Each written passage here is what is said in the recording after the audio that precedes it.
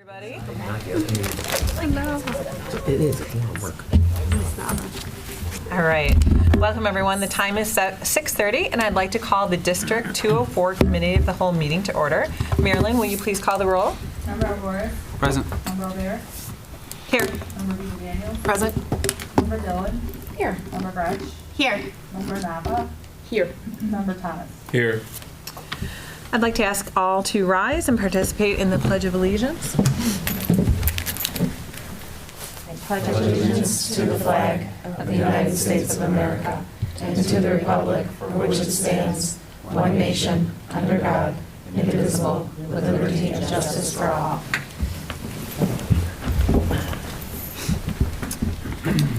Okay, our next item is public participation. Marilyn, do we have anyone signed up for tonight's? Okay, we are going to move right on then to our next agenda item, which is curriculum and instruction. This evening, our first item is the annual assessment report, which includes a strategic plan Goal 1 update, as well as a standardized assessment, advanced placement, Illinois school report card, and equity journey continuum update. We will begin with Dr. Brian Waterman. Yeah, I just want to briefly kind of provide an overview of the purpose of tonight's report and presentation. This has evolved over the years, but we typically always have presented some form of this data and report at the November meeting. It falls in line nicely with the public release of the Illinois School Report Card data and the Equity Journey Continuum data as well. Historically, we've always presented the Standardized Assessment Report. That's also been an evolution depending on what, whether it's ACT, SAT, or whatever data was more appropriate or applicable that year. We've also presented the Advanced Placement Report, and then some of the board members who've been here for a couple of years know that we've added the Access data as well and the DLM assessment data as well. So as Dawn mentioned, you're going to hear, we're going to start with an overview of the Strategic Plan Goal 1 update, and then we're going to move into the Standardized Assessment Report, which includes the PSAT 8-9, PSAT 10, SAT, the Illinois Science Assessment, and then the DLM and Access assessment as well.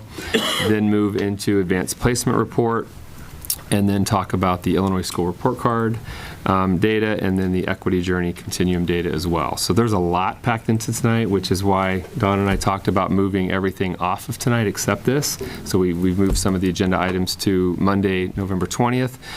I think the strategy that we're going to try to do is our team, this is essentially 5 different reports. So we're going to start with the Strategic Plan Goal 1 update. We'll pause at the end of each one, and that way we can have a discussion and deal with questions and everything. That way it's not one ongoing presentation. So I think with that, I'll stop talking and turn this over to, this is going to be a collaborative effort as always. So Scott Eggerding and Christine Zeman have put a lot of work into the data and the report, and then Leslie Owens and Jen Rowe, and I'm sure Jen Tyrell as well, will jump in and really, especially when we get into the action planning, the school report card, the Equity Journey Continuum data as well. So with that, I'll turn it over to Scott to kick us off. Thank you. So yeah, we are going to give you a lot of information tonight, and hopefully you had a chance to read through it. Part of what I want to make sure we all keep in mind too is as we take a look at this data, there are many ways to interpret it, and one of the things we want to do is make sure we take the time to really dive deeper into some of this. So I'm sure you'll have questions about it. There's many things we're considering as well, and that we've considered along the way. So we'll point as many of those out as we can. So as far as the outcomes slide, I think we've covered that. Again, all the things that we're going to be talking about tonight. So we'll start with Goal 1, which is student growth and achievement. So the big focus of Goal 1 is to provide a comprehensive, innovative education for every student to ensure all students grow and achieve. And I think as we look at data tonight, that every and all is really important. We're going to keep looking at how we've made some changes to include more and to ensure all students grow and achieve, and also point out those areas for growth, things that we need to do more or we want to focus more on. Goal 1 itself focuses on 3 areas. The first strategy is to deliver a guaranteed, viable, and rigorous curriculum for all students. And as you look at the strategies, that's where we really focus on reviewing our district curriculum. That's the curriculum review process you'll hear more about a little bit later. But where we're really making sure that our curriculum is aligned to priority skills and standards and our Illinois standards and mandates, that we're articulating what it means to succeed in a course, that we have skill-based rubrics, common assessments, alignment to the SAT, partly because you'll see tonight we're using the SAT quite a bit to measure student growth and achievement, our SEL competencies, and culturally responsive pedagogy. And as we go through that process, we're still trying to refine and figure out more ways that we can best meet the needs of that curriculum review. We're also beginning to align our course outcomes to the graduate portrait, which is something that Dr. Trell's been working on. Publishing our unit outcomes, that will be very soon, in publishing all of our syllabi to the website. We're just gathering them right now, about 300 of them, and we'll have them all up there pretty soon. Embedding engaged and relevant student activities in the updated curriculum. Really, we're talking about that a lot with the curriculum review process. Incorporating student voice, and developing our career pathways. Career pathways, you'll also notice when you look at our goals pop up, and you're going to get an update on that in December, in particular with Goal 4. Strategy 2 is to provide engaging and equitable instructional learning experiences for all students aligned to the district vision, and that's where we bring in, one of the places where we bring in equity and using the equity lens for equity and access to learning content, removing barriers as much as possible to guarantee access for all students. You'll hear more about our efforts with that through equal opportunity schools and some other areas. Increasing student voice and engagement in learning. Dr. Trell has been working with our students in focus groups and talking about what they're looking for in classes and how they're feeling. Increasing our representation, again, equal opportunity schools are part of that. Increasing our teacher voice and engagement in developing equitable and engaging learning experiences, which we're doing through professional learning as well as our curriculum review, and again, the career pathways component. Strategy 3 is consistencies to assessment and feedback. Part of the ways that we've focused on this goal in particular is using the data you're going to hear tonight. How are we using this data to inform our instruction? How are we using this data to inform our curriculum review? How do we use this data to target students who are just that close to meeting expectations? How are we helping them get over the hump? We also want to develop assessment-capable learners, and by that we mean students who know what the target is for a lesson, they know where they are in relation to the success criteria, and they use that information to select learning strategies to improve their work, which is, again, a big part of our professional learning, which is also part of Goal 3, which you've already heard about. And continuing to assess our grading practices. So there's a lot going on in Goal 1. As you see down there at the bottom, we have a number of goal metrics, and we'll be talking about each of those tonight. But as an overview of Goal 1, I just wanted to make sure everybody gets a sense of what we're trying to focus on, and knowing that so much of what we do also is a part of all the other goals. I think that's a perfect time. Can you bring up the, so we just recently on the strategic plan website launched the interactive scorecard that we've been working on. So Scott will share that. This is on our website now, so you can also play around with it yourselves. But once there's a button on the strategic plan website right there. So when you click on that, it takes you to the kind of the main screen, and then you can click to view the dashboard, and then just go goal by goal. And it has data back to 17-18, so 5 years worth of data, along with the trends there as well. That's great. So on the bottom right-hand corner of the screen, Scott can click on that little arrow, and it will take you to the next metric. That's great. Nice. So that was as of last week live. So Okay, that's yeah. fantastic. That's a huge undertaking. Yeah. Thank you. Kudos to Christine and maybe more importantly Nan in IT who put this together. So Yeah. it's been a journey. That's fantastic. Yeah, so, and we were, again, trying to figure out how best to articulate some of this information, knowing that we weren't able to give tests in certain years, so you'll see those as a part of it. And then some of them are achievement, so we want to get up to a line, and some of them are gaps, and then we want to narrow a gap. So we have different measures, at least visually, to see those, and we'll go into them now if you want to. Yep. But this is too tiny for you to look at, so I will jump back into our presentation. This slide highlights the metrics that have been identified by the Goal 1 team to measure our progress in Goal 1. The graduation rate reports the percentage of students who graduate in 4 years. AP dual credit participation reports the percentage of students in AP dual credit classes. SAT performance measures the percentage of students who score a 540 in English, language arts, and mathematics. And GPA identifies the percentage of students earning a 2.8 on a 4.0 scale. For all metrics, the baseline data is from the 2021-2022 school year. LT has made progress towards meeting the target percentage in 4 of the 5 categories. Support such as co-teaching and a bilingual program, along with our curriculum review process, will continue to support all students. The next slide contains an additional 3 Goal 1 metrics. Those were the ones Scott was talking about, where we're trying to close the gap. So the first 2 metrics look at the achievement gap that exists between under-supported groups of students and traditionally supported students on the SAT. The third metric looks at the opportunity gap between under-supported groups of students and traditionally supported students enrolled in AP and dual credit courses. In all 3 metrics, LT is moving to close the gap, and this can be seen by comparing the current percentage to the baseline percentage.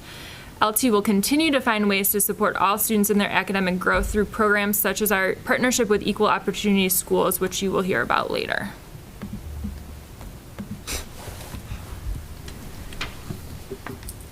Pause there. Yep, I think that's a good That's pause for the end of Goal Goal 1, but that's the beginning of a whole lot of other stuff, much of which is stacked into it. Yeah.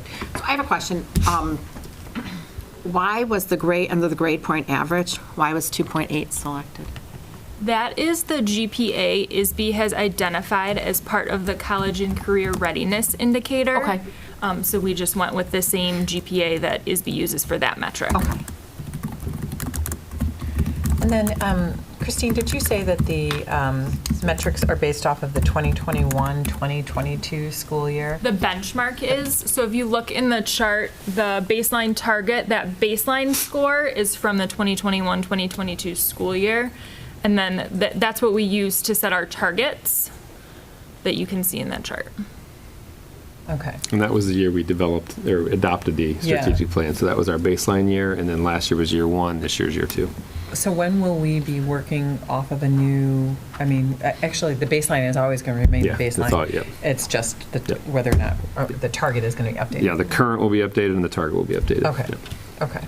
And then how do you assess, how do you define the new targets? Like how will it be a certain percentage across the board? Will, what inputs will be evaluated? We really have, with targets, we're either trying to align it with some data point, which, maybe it's a state metric that we want to hit, or it's just simply an improvement target where we just want to be better than we were the year before. But the action planning teams that are set up, I want them to have first go at what our target should be, give them input into that, and that's what we're working through right now, and then I want to bring that back to the board at some point too. Okay, great, thanks. Can you talk a little bit about the eliminating the achievement gap in math? The baseline was set at 35.2, but the target was set lower than the baseline. Is that because we had a year where?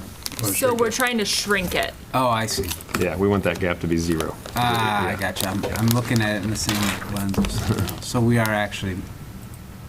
I see. And that's all, like, it's not up there now, but that's why on the website scorecard, we had a different screen. So there's goal 1, and like here, there's goal 1 on the top left, and then there's a goal 1 gaps.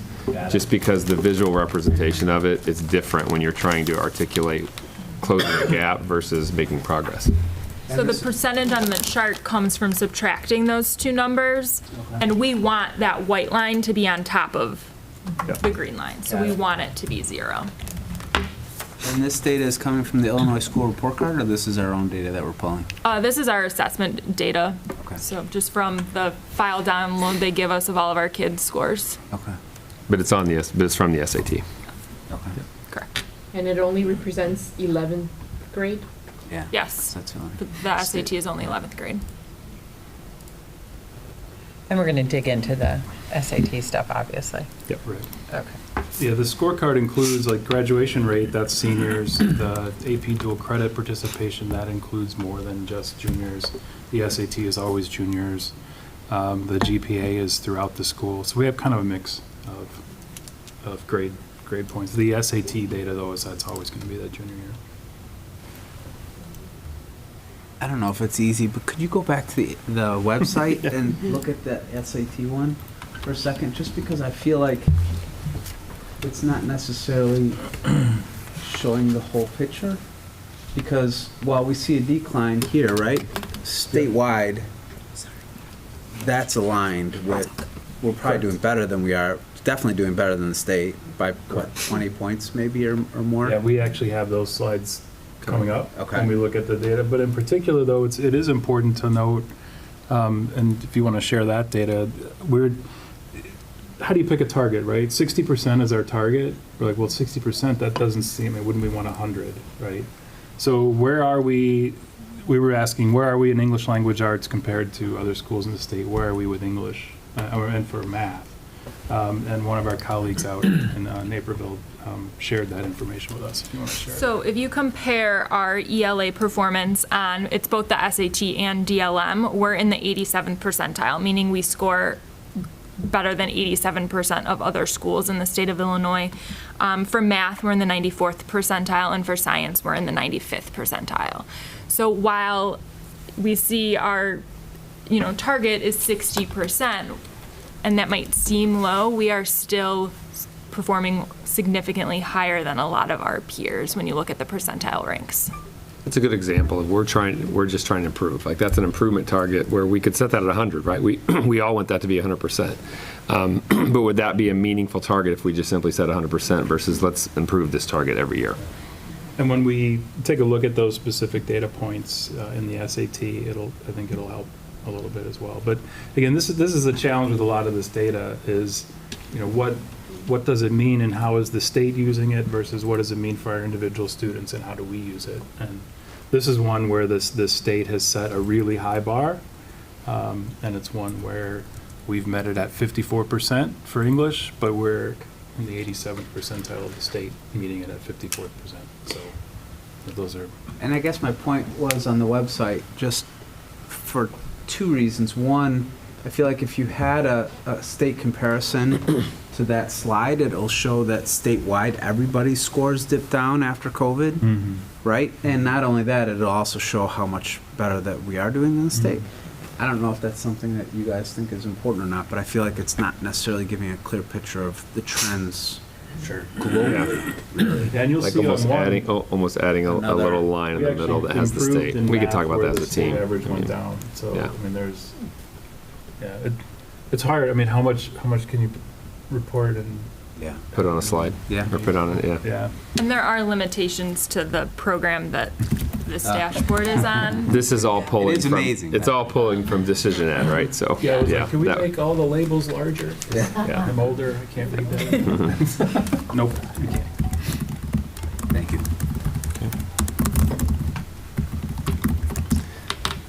All right, any other Goal 1 scorecard? Again, I think we can come back to some of these as we see more of the information. But we're not going to say a whole lot else about GPA or graduation rate, really. That does come through in the report card as a component, but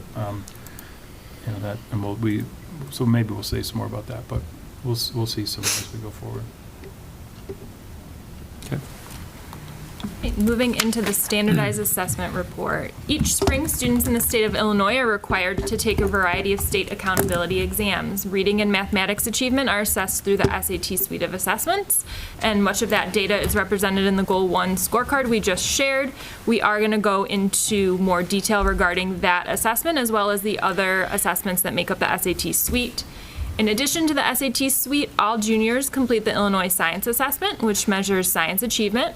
Students with severe cognitive disabilities take the Dynamic Learning Maps alternate assessment instead of the SAT suite and the Illinois Science Assessment. And then students who qualify for English Learner Services and Supports complete an English Language Proficiency Assessment called Access for ELLs.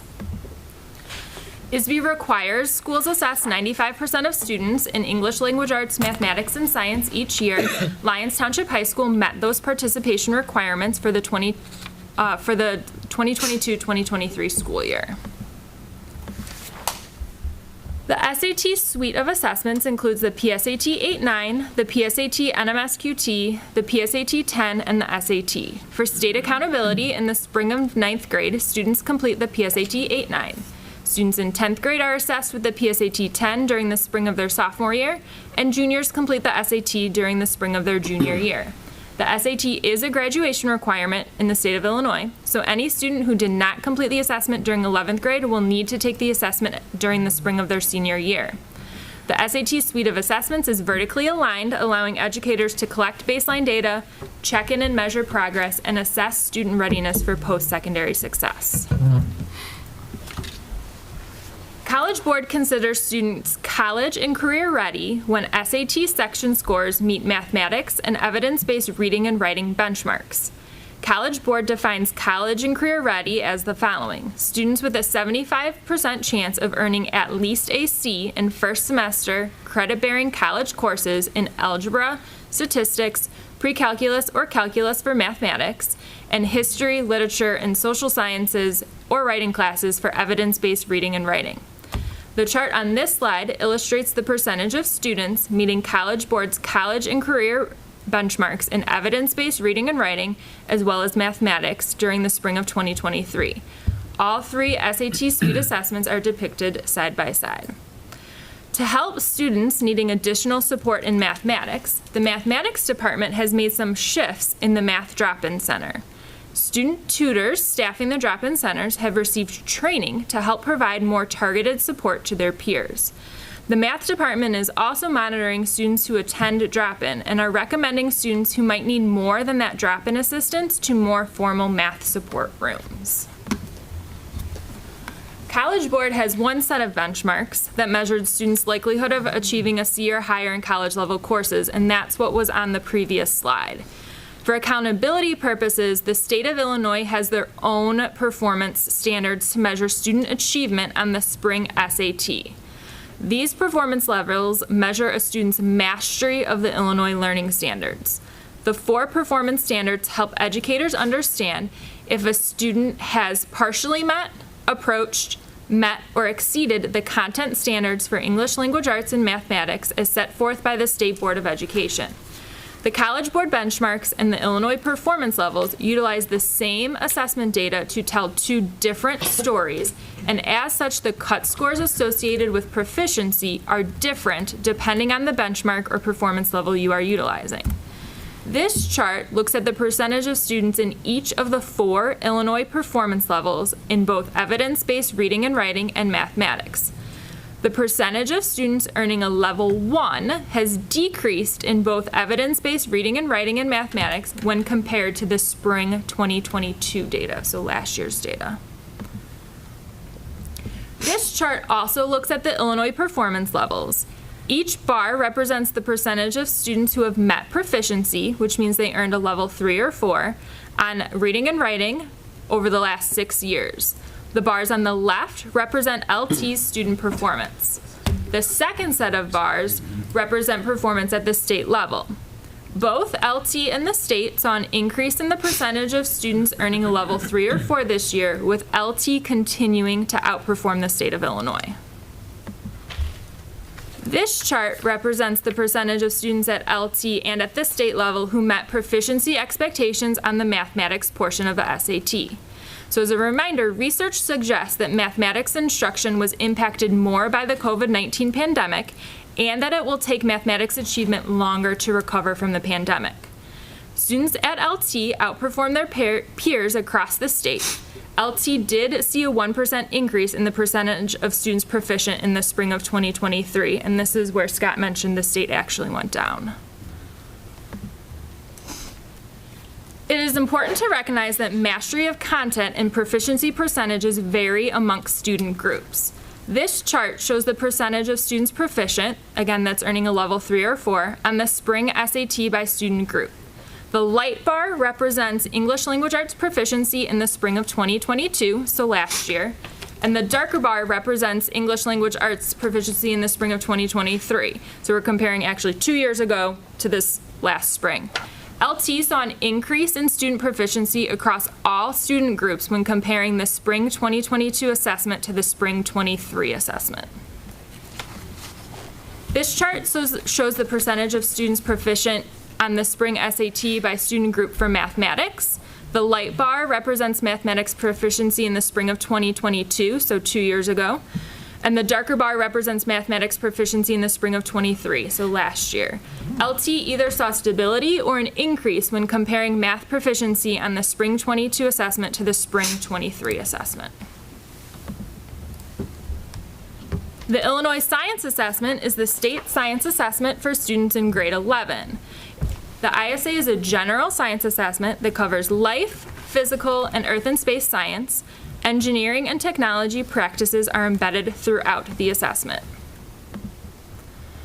The chart on this slide shows the percentage of students proficient on the spring ISA.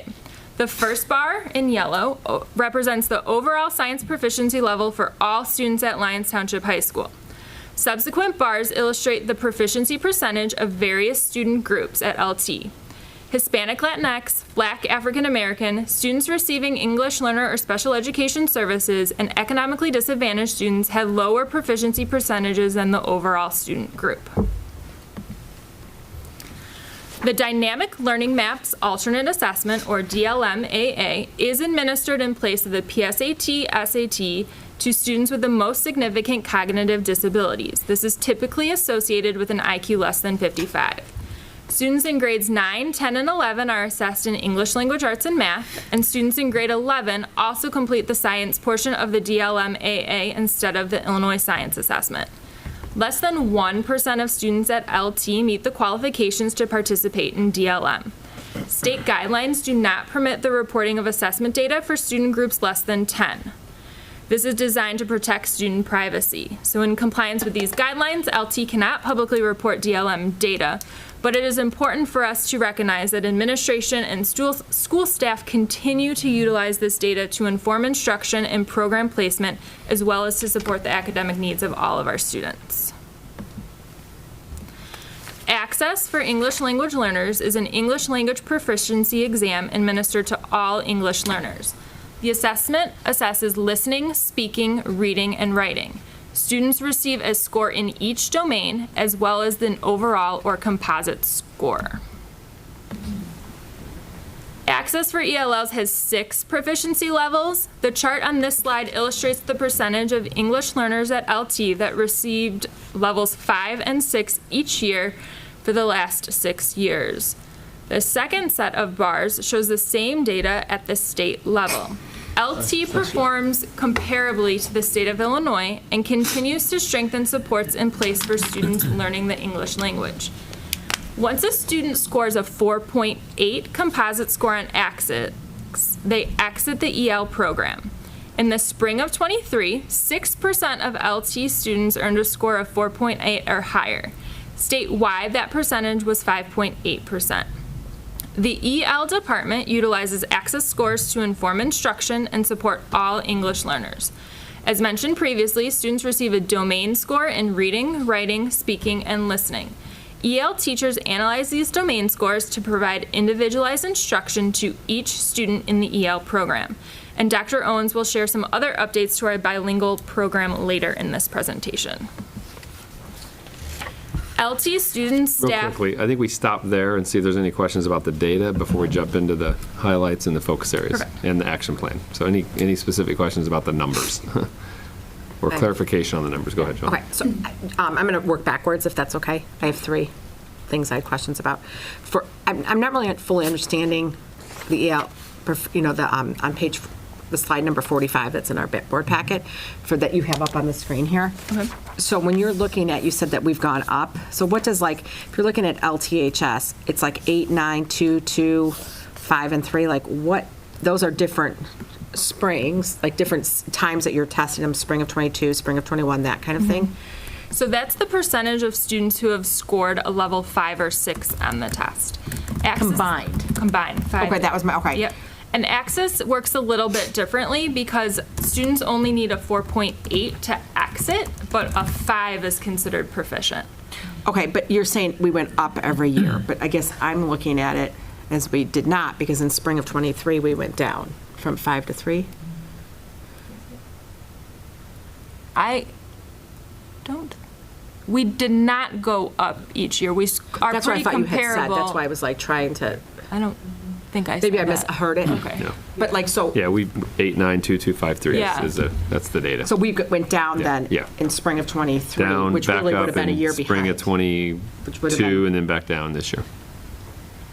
But with the caveat that we had 6% of our students who had a higher score than that the year before, so they exited and they're not measured anymore. So that's one of the Right, unique once a things about student that. Right, so they're exits, no longer counted. They're no longer counted, Even and- though they still have to take the test and they're performing at that level So they're only counted if they're 4.8 or lower. or lower, so that you could have then a new population of students is what you're looking at to have it Correct. go down.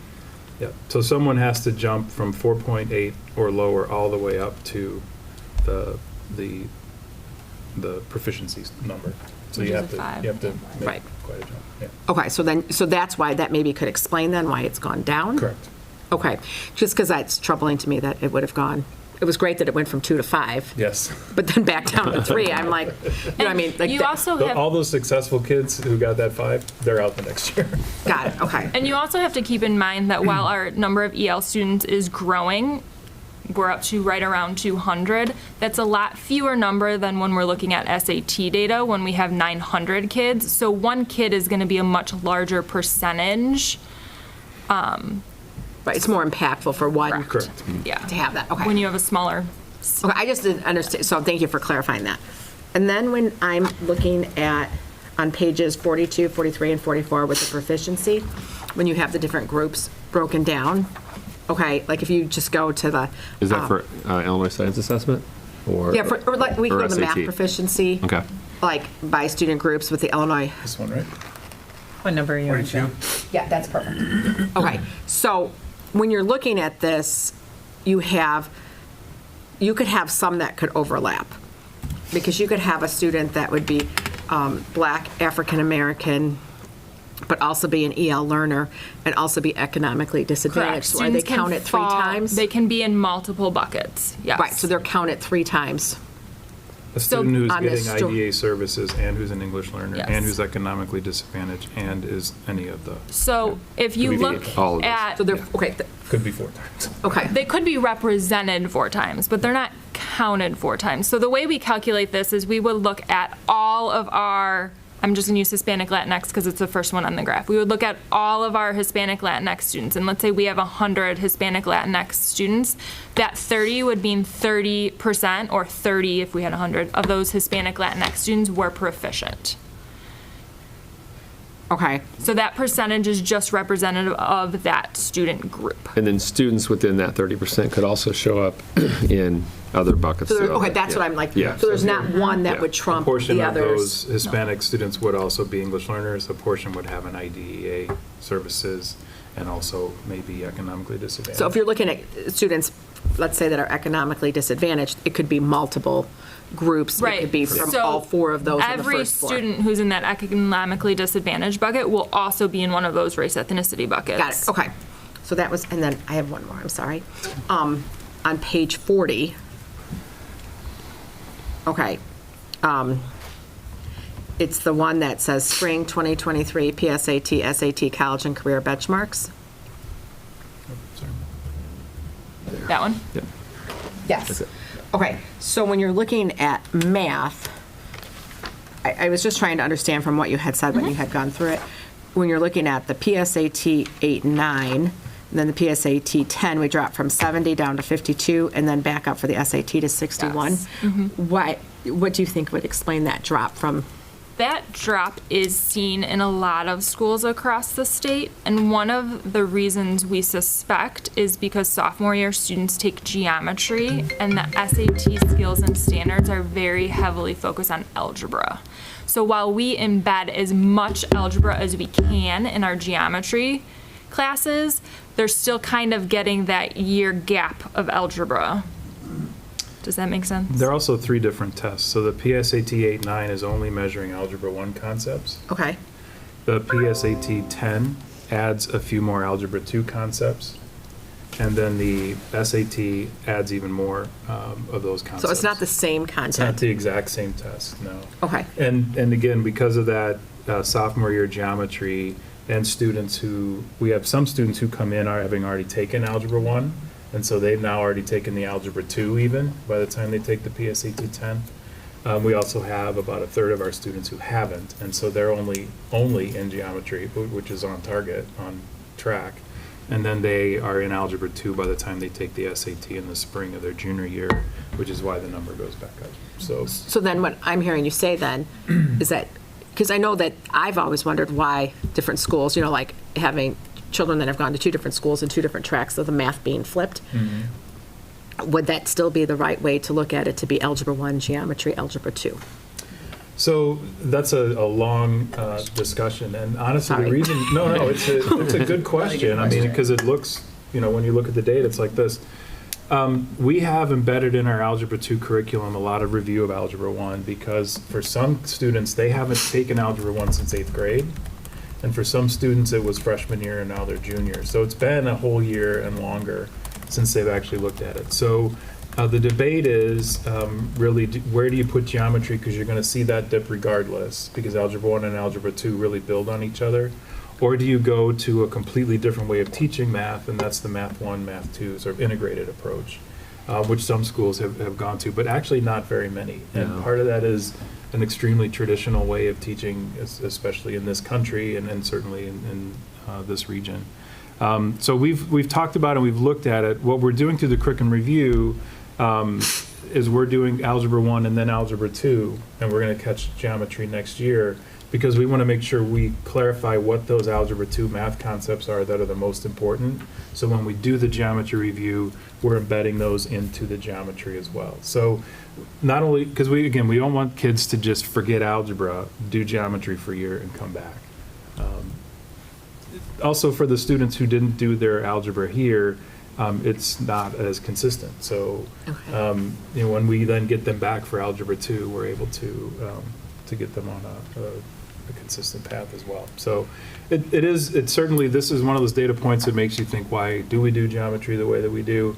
However, when we then look at the fact that when our overall SAT scores were in the 95th percentile, 94th percentile, sorry, that tells us that our students are making it there by the time they take that SAT. And so if we then enhance our geometry to be a little more algebra focused, we think that'll actually be the best way to grow.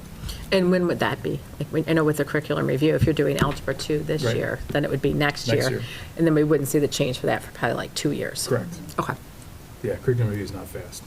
No, nor are the results coming Unfortunately. back. I'm thinking No, like I we're know, looking at everything seems 2027 like or something. We're in arrears, but what it tells us, though, is we're not building from such a deficit. It's something that we can make some incremental growth on. Okay. I don't have any more questions. So that's a Thank you. very good, I mean, that was the first thing I thought about too, is why did this go down? And then I remembered, that's right, geometry, sophomore year. 'Cause Yeah, I we're- mean, and just the question, is that the appropriate, Sure. like, Yeah. is it appropriate to skip that?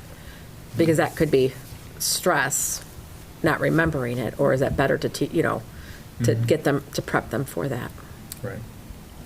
I don't know if that answered. How many years ago, because it's a great question, how many years ago was it flipped? Because it used to be like, is it like 5 years ago? About 15.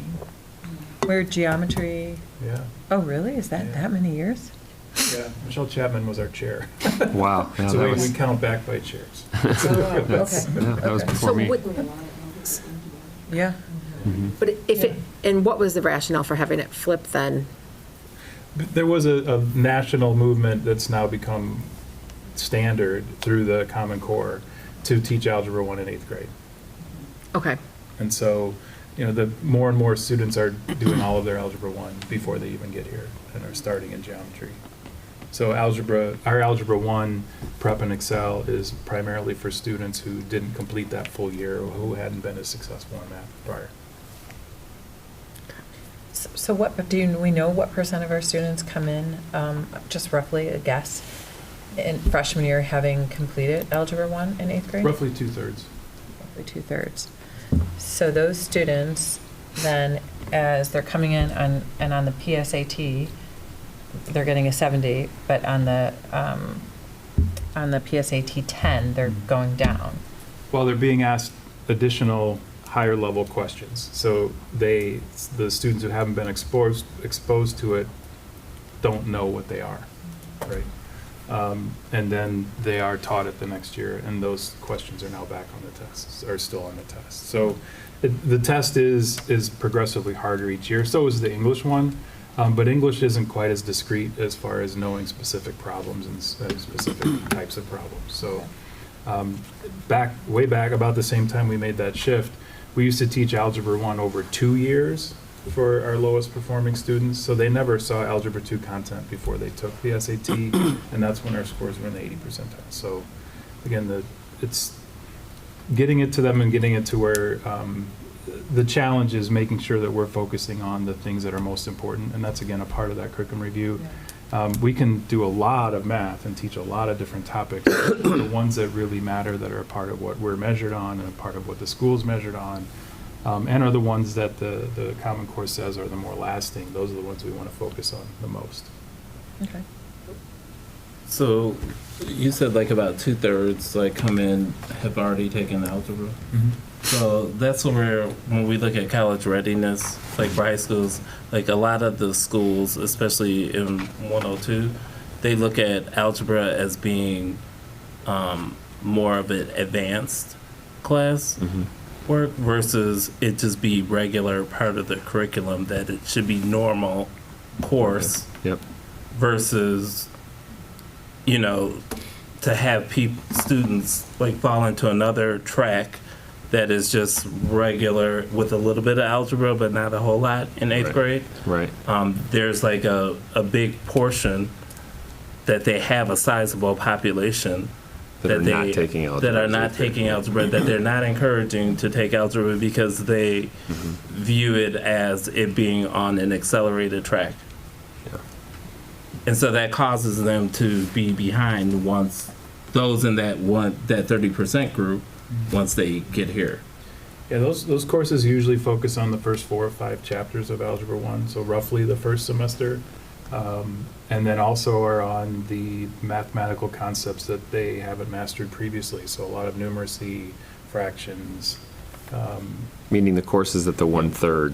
Right. Yeah. Yeah. So again, I don't make any decisions as far as who goes into what class. No, I obviously. know. No, but I'm it's saying, a conversation we've had. I mean, it sort of begs the question, well, I just put everybody in Algebra 1. Well, do they know the concepts well enough to understand how fractions work and factoring works and how to do PEMDAS and all those things, which are important for algebra because it's about the idea of the numbers as opposed to solving specific numbered equations. So I think to your point, it merits, I know exactly where you're coming from because I've looked at how the math is structured, but it's more of a District 102 issue or maybe a partnership of communication that should be clearly communicated. It's not really an advanced, function because that's the way the district, for example, our district that we belong to, 102, it's posed that way. Like, okay, if you take algebra,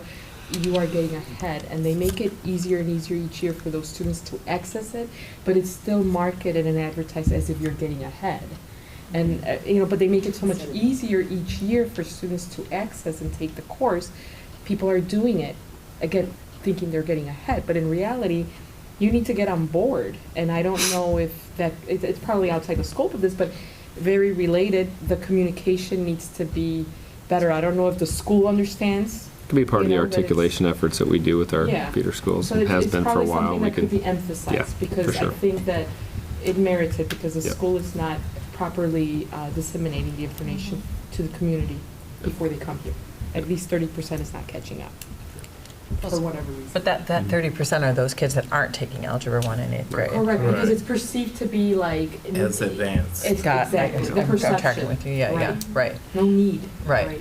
Yeah. And the course, the Algebra 1 course that all of the associate schools do is our LT's Algebra 1 course as well. we articulate very clearly with them, and we've actually gone a little further this year with Dr. Terrell and our chairs and really putting together, here's sort of the entry criteria that we're looking for. And it's all based on Common Core. And again, Common Core has really pushed the Algebra 1 in the 8th grade. That's been a very big focus. The challenge we're seeing, and again, the SAT is one measure. we're also concerned about this desire to push, and get kids into math faster and faster and faster to get them into calculus. And even the National Council of Teachers of Math is saying that shouldn't be your goal. We shouldn't be pushing everybody into calculus. There's a lot of really important math that's not calculus, that's important for everyday life and for other jobs and careers other than engineering, science, and math. So statistics is really important in a lot of those things. So we're having an ongoing conversation about that too. The SAT is a driver. It's a part of our report card. It's what we're talking about tonight. And so it's one part of the conversation, but we're also having really meaningful conversation about Algebra 1, Geometry, Algebra 2, then what? Should it be trigonometry pre-cal? That's not going to be measured here, but AP has just created a test for that. Is that something we want to push, or do we want to make sure everyone's taking statistics because most careers are going to need statistics more? Are we looking at business math, which we have a class for? Are we looking at college readiness so that you're in on-level math when you go to the College of DuPage? So we have a class for that too. So again, we're trying to make sure that we're articulating certainly the different needs of math and that we have students where they need to be, but also having the supports there so that they're successful at each step of the way too, which is a huge conversation. Right. Definitely. I've got a Obviously, couple like giving them choices questions. too. I mean, giving them those Right. paths to follow, like you said, not just, lockstacking, putting them into just this one bucket and making that the do or die kind of Right. path. And some schools have really pushed AP stats senior year more so even than calculus, and so that's something we've been looking at as well. Is once you've gone through that trig pre-cal class, is calculus next, or should you be looking at stats? And it sort of depends on your major, your desired major. And they take, so students that take our algebra class in 8th grade, they take it for advancement, they don't take it for credit, right? That grade doesn't show up on LT's transcripts. None of the grades come in. Okay.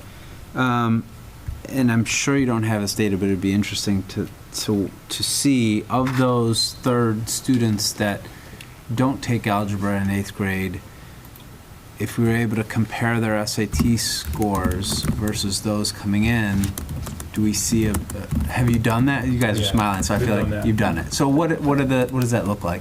Because what I'm wondering, really, It's almost impossible to meet the SAT benchmarks by not having completed algebra prior to 8th grade. there you go. Prior to LT.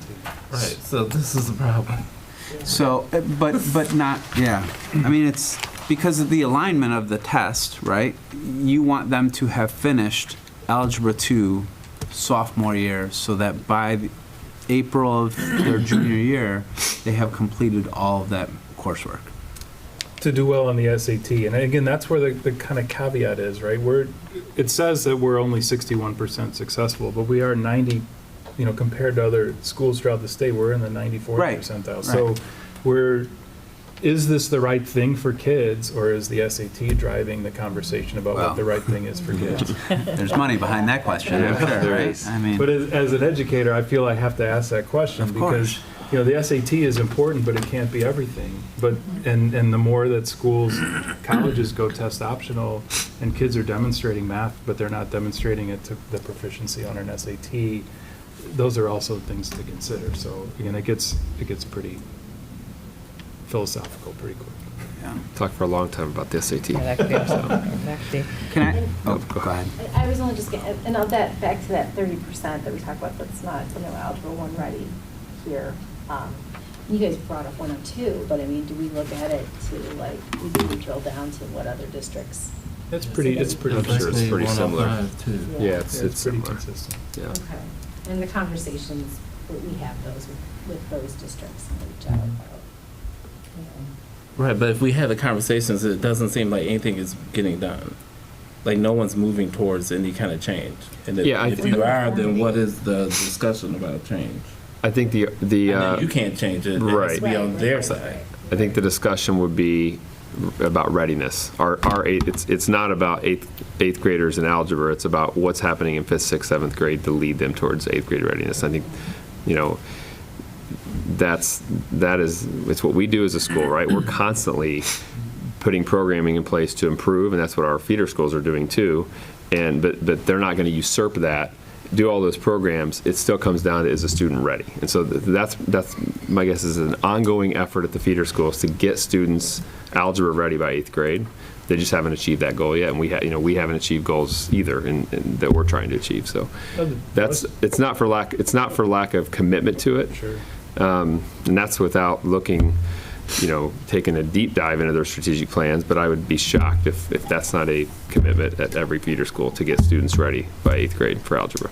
They also have a different test, so they're being measured by a different test with different expectations and different cut scores and different standards, and so they're showing higher percentages than we are because of the way the SAT is designed. So, when we do our placements, we do take a look at MAP scores, which is another measure. We also take a look at their performance in the classes.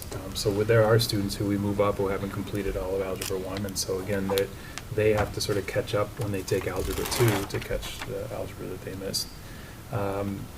And sometimes that's a little bit of a challenge when they become sophomores and are doing that. So there's many different sort of places that students land when they get here. And we're looking to move more students into that geometry based on showing that readiness both in the tests that they use and then also in the MAP scores. So we're actually, part of our placement includes automatically placing students in the highest level if they're showing that readiness already, rather than saying, well, they don't turn in all their homework or that kind of thing. We're actually automatically moving them all up now too. So, and that's been an ongoing shift. We used to be the ones with the hard line saying no, don't come in, and we've worked more on differentiating in the classroom and moving students up rather than pushing students down. All right, sorry, I've got one comment and one question. Comment is on slide 41, SAT math proficiency by school year. I just think it's important that we note that while the state continues to go down in math, especially what you were talking about before with COVID, having a significant impact on our students' math abilities, our school district is improving.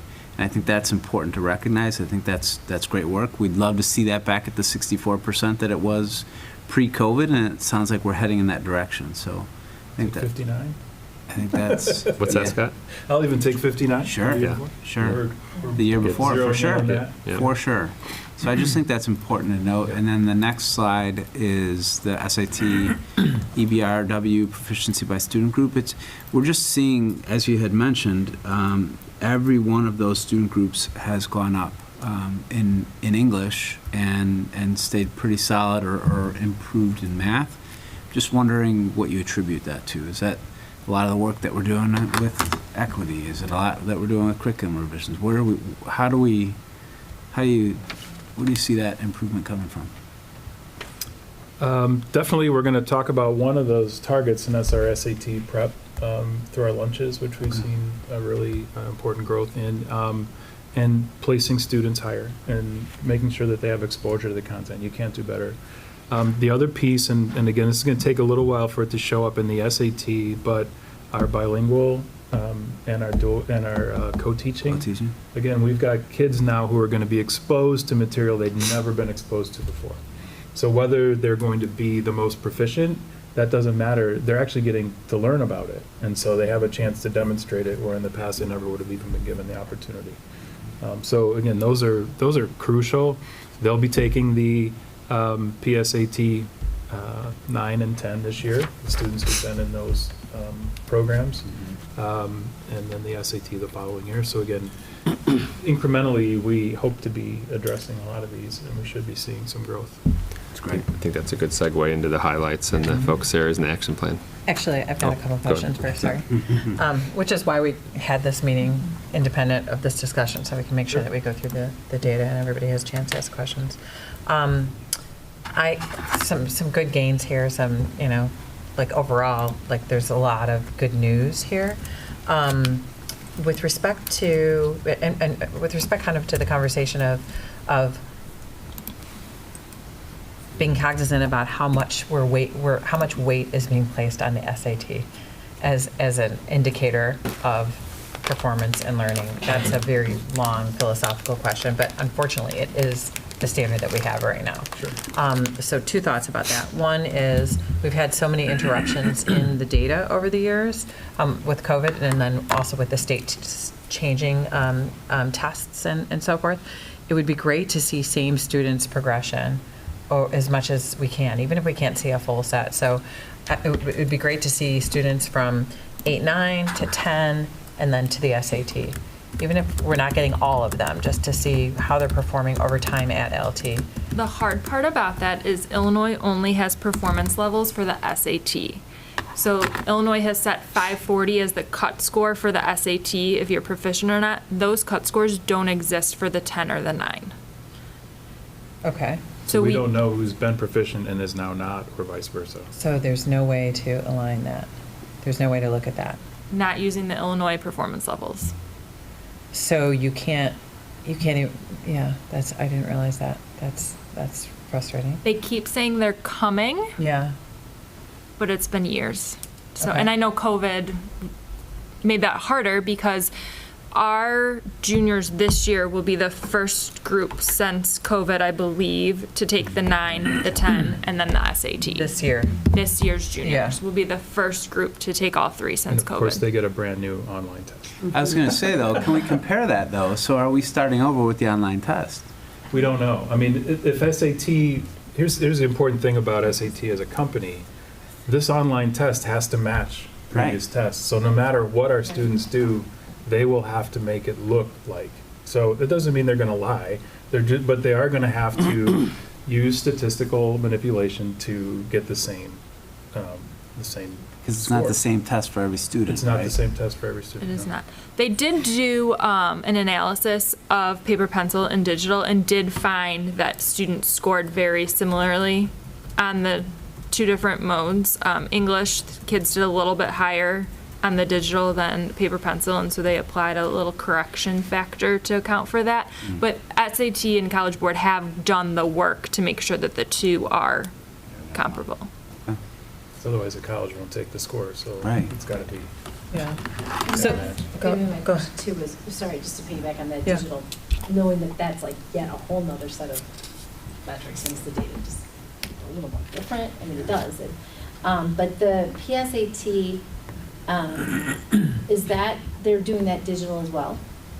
Yes, so this fall was the first go of digital, and Right. so juniors had the opportunity to take the PSAT and MSQT digital, and then in April, everything will be digital. You will not be able to take a paper, pencil SAT anymore. Right. Okay, I was just wondering too, that for the PSATs, if that's. Yeah, they're all going digital. Which is why we gave the PSAT to all of our juniors, because we wanted them to Right, see that's the different this year. format and also get some data back and see what that data looks like. Okay. So it'll all be digital even if someone has an IEP to dictate otherwise? How do they For make the those most part, accommodations? you can get approved for a paper or pencil test, but they are being very, So there could be an option if a There student needed it? could be, yes. And it was in there, dictated by their Correct. IEP And it or has to something. be applied for and approved by College Board. Okay. And they're, from what I have heard, they're not approving a lot of those. Okay, but there is that opportunity. There is. It's not just Correct. no matter what. Okay.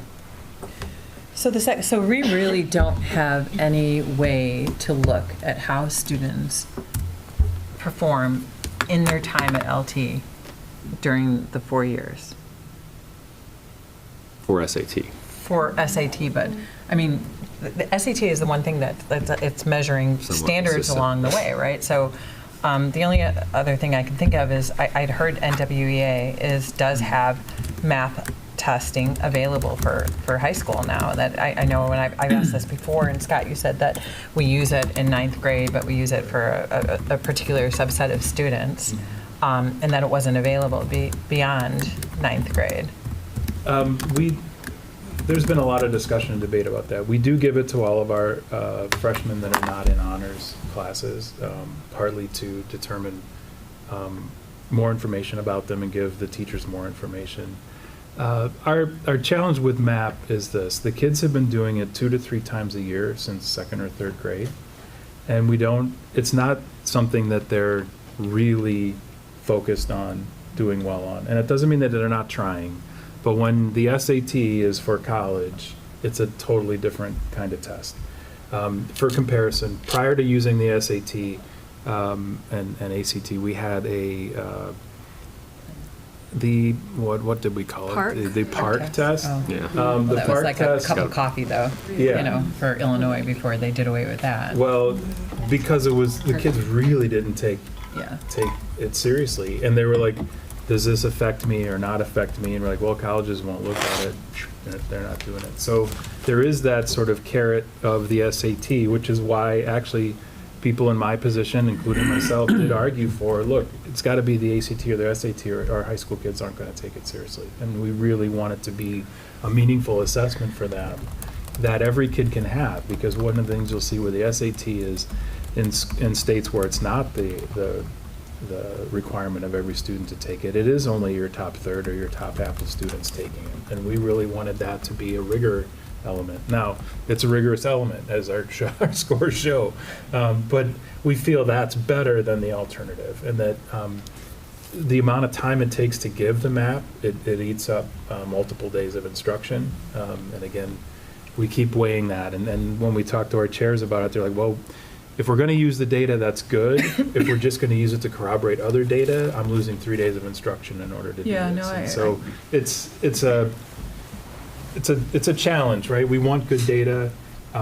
Still, the number one best measure of a student's performance is going to be grade data, because in order to meet whatever that grade is, they have to do more than just show up and take a test. They've got to be a whole student in order to get that grade. And so that data is pretty meaningful as well, and that's what colleges also look at, especially when they don't look at a standardized test score. So to fully put a check mark on that, it is available for high schools, but do we have? It is. Yeah, we Is it- administered it to most of our freshmen this fall, and then we administer it to students receiving special education services throughout high school, because that's a metric that our case managers can use to progress monitor, to measure growth for our students in special education. But this fall, when our students took it, some of them took 3 to 4 class period per subject. So that can be 8 days of instruction in the fall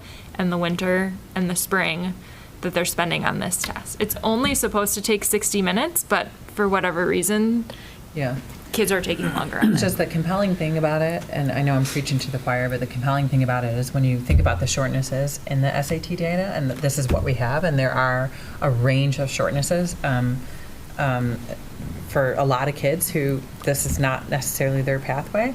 We have no gauge other than this to say how are our kids learning while they're here for the 4 years. I mean, and I get the grade data is, but just the beautiful thing about MAP data, even if it was just administered twice, or spring, like you can look at it, the spring to spring, or the looking at growth, just is compelling too. But I understand the challenges with giving up instruction time and too much testing. I get that. It's a little frustrating either way, I suppose, right? Yeah, well, I think we'd have to look at, like, what would the outcome of that be? It would either be changing our action plan. So would we change our action plan, from what we already have in place, or is it micro level classroom and are our teachers already doing that type of progress monitoring from spring to fall to improve instruction? So And if our curriculum's interesting aligned discussion, to though. That's what I was gonna standards, say. and Yeah. the standards are aligned to grade level standards, and our grades are aligned to those standards, and our assessments are aligned to those standards, and our grades actually are the best measure. Yeah, I mean, the fact that you're doing such rigorous curriculum reviews and aligning everything now is kind of the walk away, I think, from that, is that should take care of a lot of the things. Before, I may have one other thing, but what's our next section? our next section is highlights and focus areas. Perfect. Yeah, Okay. so that's, yeah. I do have some questions, Yeah. so whenever. Yeah, I'm done, Elvia. Thank Okay, you. piggyback on the map, you mentioned you give it to freshmen, and only freshmen, and then they stop after that are not in honors, but then I heard Christine say only kids in special education. So In the which freshman- fall of freshman year, Okay. every student in Algebra 1 takes MAP, and then students in English 1 Excel and English 1 Prep take MAP in the Okay. fall. And then all students in special education who have a goal in reading or mathematics. Okay, and then they come back and take it in the spring too, or is that the last time students at LTC math? We give it in the winter. Not all of those students that took it in the fall will take it in the winter. We haven't quite finalized who is going to take it in the winter. Last year, everyone in Algebra 1 took it, and then students in English 1 prep. And then again, our students in special education with a goal in reading or mathematics took it. Okay, and I guess why these students take it and why not others? And then, if you only take it that one time, why do you even bother, I guess? Well, it gives information to the teacher. So at the Right. beginning of the year, it's baseline data, so the teacher can understand more reading levels of students or mathematical proficiency of students in the particular course. And it's then shared with those teachers so they can differentiate instruction. But again, once we get around to the spring, they're being measured by the PSAT 9. And so let's find out where they are and then embed the PSAT 9 components and work to the spring, which is when they're measured for PSAT. But in 9. reality, it's a different test, Yep. so it's a different metric. Yeah. So, They're both aligned to the same Common Core standards, the Illinois learning standards. So they're measuring the same thing. Many of the items look very similar. So while it is a different test, it's still measuring the same skills and concepts, and the item types are pretty similar. Especially in math. Okay. Yes. Does the English math is a little provide different, detail that is just more beneficial or easier to access than you would get from, or is it because there is no other level of test to give them prior to? Well, one of the challenges with that last MAP test is that's not really actionable data. It's at the end of the year, so it's not a whole lot that you can do with it other than to see if you met a particular target. So again, and a reason not to do it, but since we don't use it then the next year, it's not as beneficial. And we having that PSAT 9 again, we would love to have those benchmark scores so we can then take a look at it. But we also can see from the PSAT 9 there is some predictability to that you can apply to see where a student might be on an SAT eventually. That's more along the lines of the College Board benchmarks as opposed to the Illinois benchmarks. Again, that's Illinois has higher benchmarks than College Board does for getting a C or better in your freshman class. So, yeah. And then I had one last question on slide 45. For the ELA learners, the percent of proficient students, that those percentages still seem very low to me, and I am very familiar with Access English. That in general, like the test, I know it's a very difficult test to pass. I do understand it's a small population, but what kinds of things are we doing to get these students to be proficient and to exit the program? Is there any preparation that goes on, or how are we equipping these students to try to do better and get ready? Because these are not easy tests, and actually some students do a lot better in math and then will tank this. So it's just a representative of how difficult this test can be, especially for English language learners. So what kind of things are we offering to these students and tools to help them? Christine, jump in at any time too. We are offering Access test prep. Julie Jacobo worked on that last year, so we worked with students ahead of the test and met with them to help them better understand what the test is, what to expect on test day, and to prepare them, and we'll be doing that again certainly this year. We do feel that and we'll talk about this later, but our bilingual programming and all of the services that we've added, we do feel like are going to make positive impact for our students. Something to keep in mind is that students in high school, it's expected that their progress is going to be slower, and 70% of our ELs are long-term ELs, meaning they've been within an EL program for over 7 years. And so it becomes very difficult at that point to make huge gains. We look at their individual progress to proficiency, and that's a target set for each student. is a little bit more informative than the access test at times, but that's not something we can report on in aggregate. So it's a difficult, we certainly want our percentages to increase, but it's also a difficult measure. And again, as Scott and Christine mentioned, you exit at 4.8, but proficiency is a 5. And so it's just kind of a strange set of metrics that we're looking at and what we're trying to do. But that being said, given our own, I was looking back at what our self-assessment of our EL programming was prior to when we had a state audit, and we had set targets for ourselves, and I'm, really proud that we have implemented every single one of those targets of focus areas, and we're continuing to do that.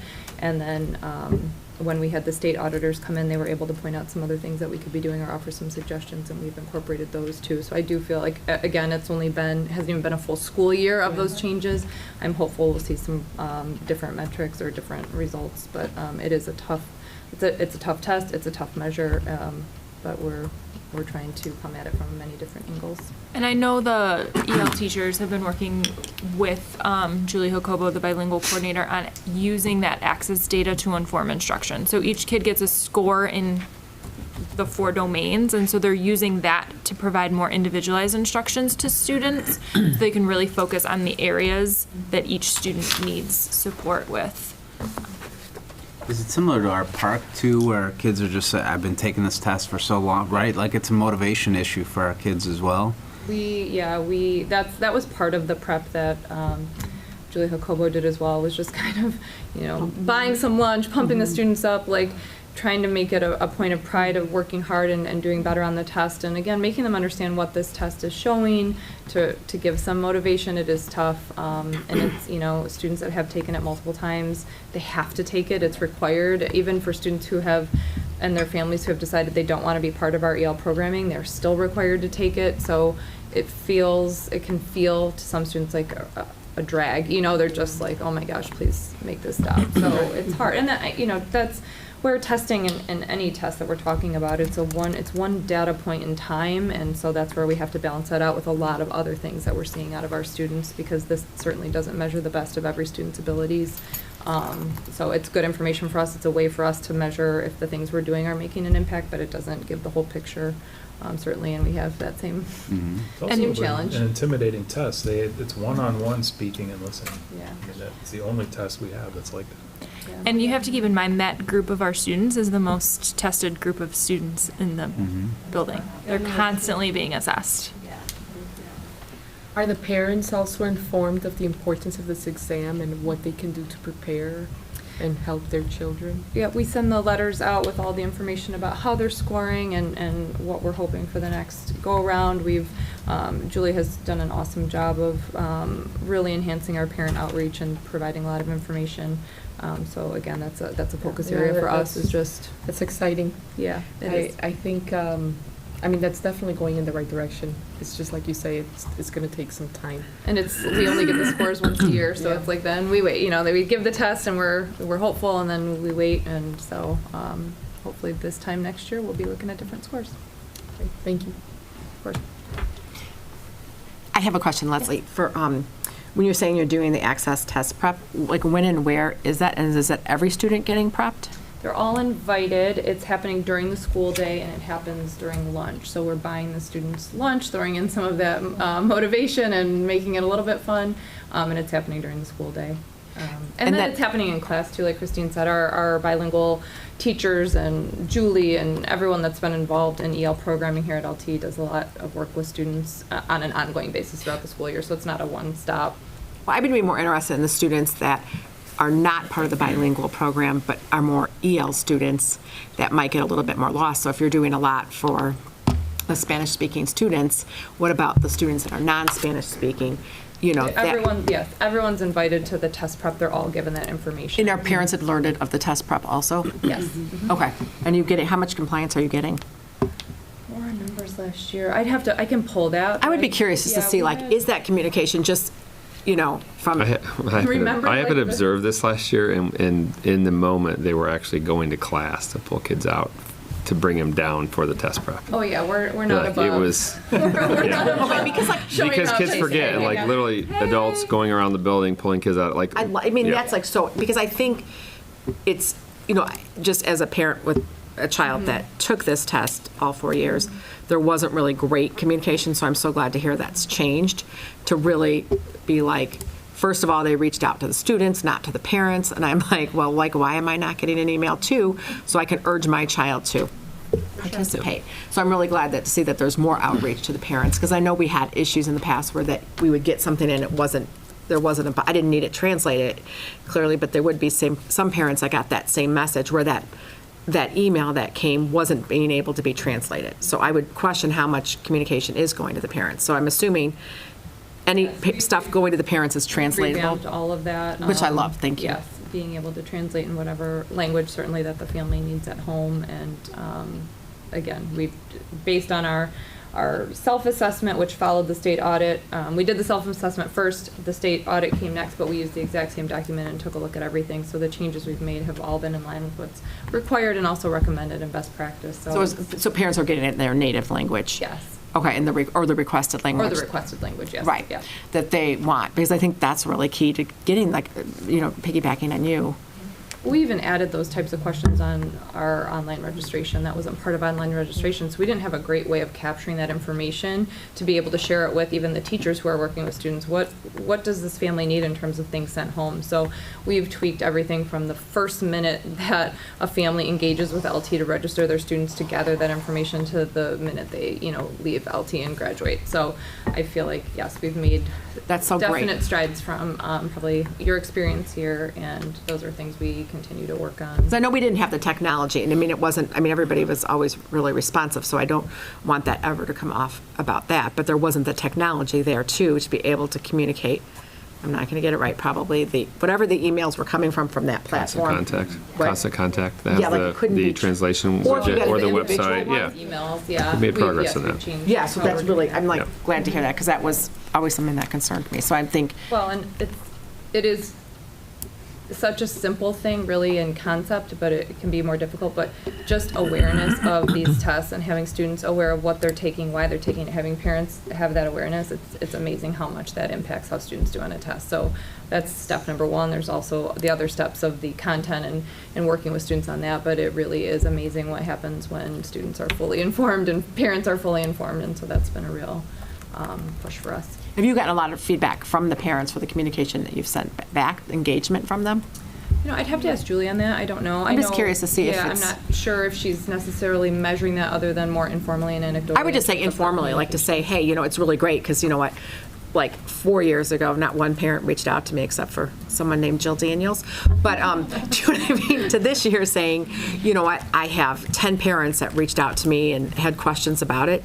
Because I obviously don't have some way formal to do it, but just some way informally to see if she's getting some more parent engagement, I think would be really, is that She hitting is it? very busy and talking to a lot of families all the time, so I'm going to say yes, but I can certainly just ask her. I would just and love to kinda do hear like that. a little straw poll on, how much engagement. Like if she's seen more engagement with regards to the testing and parents' understanding of the test.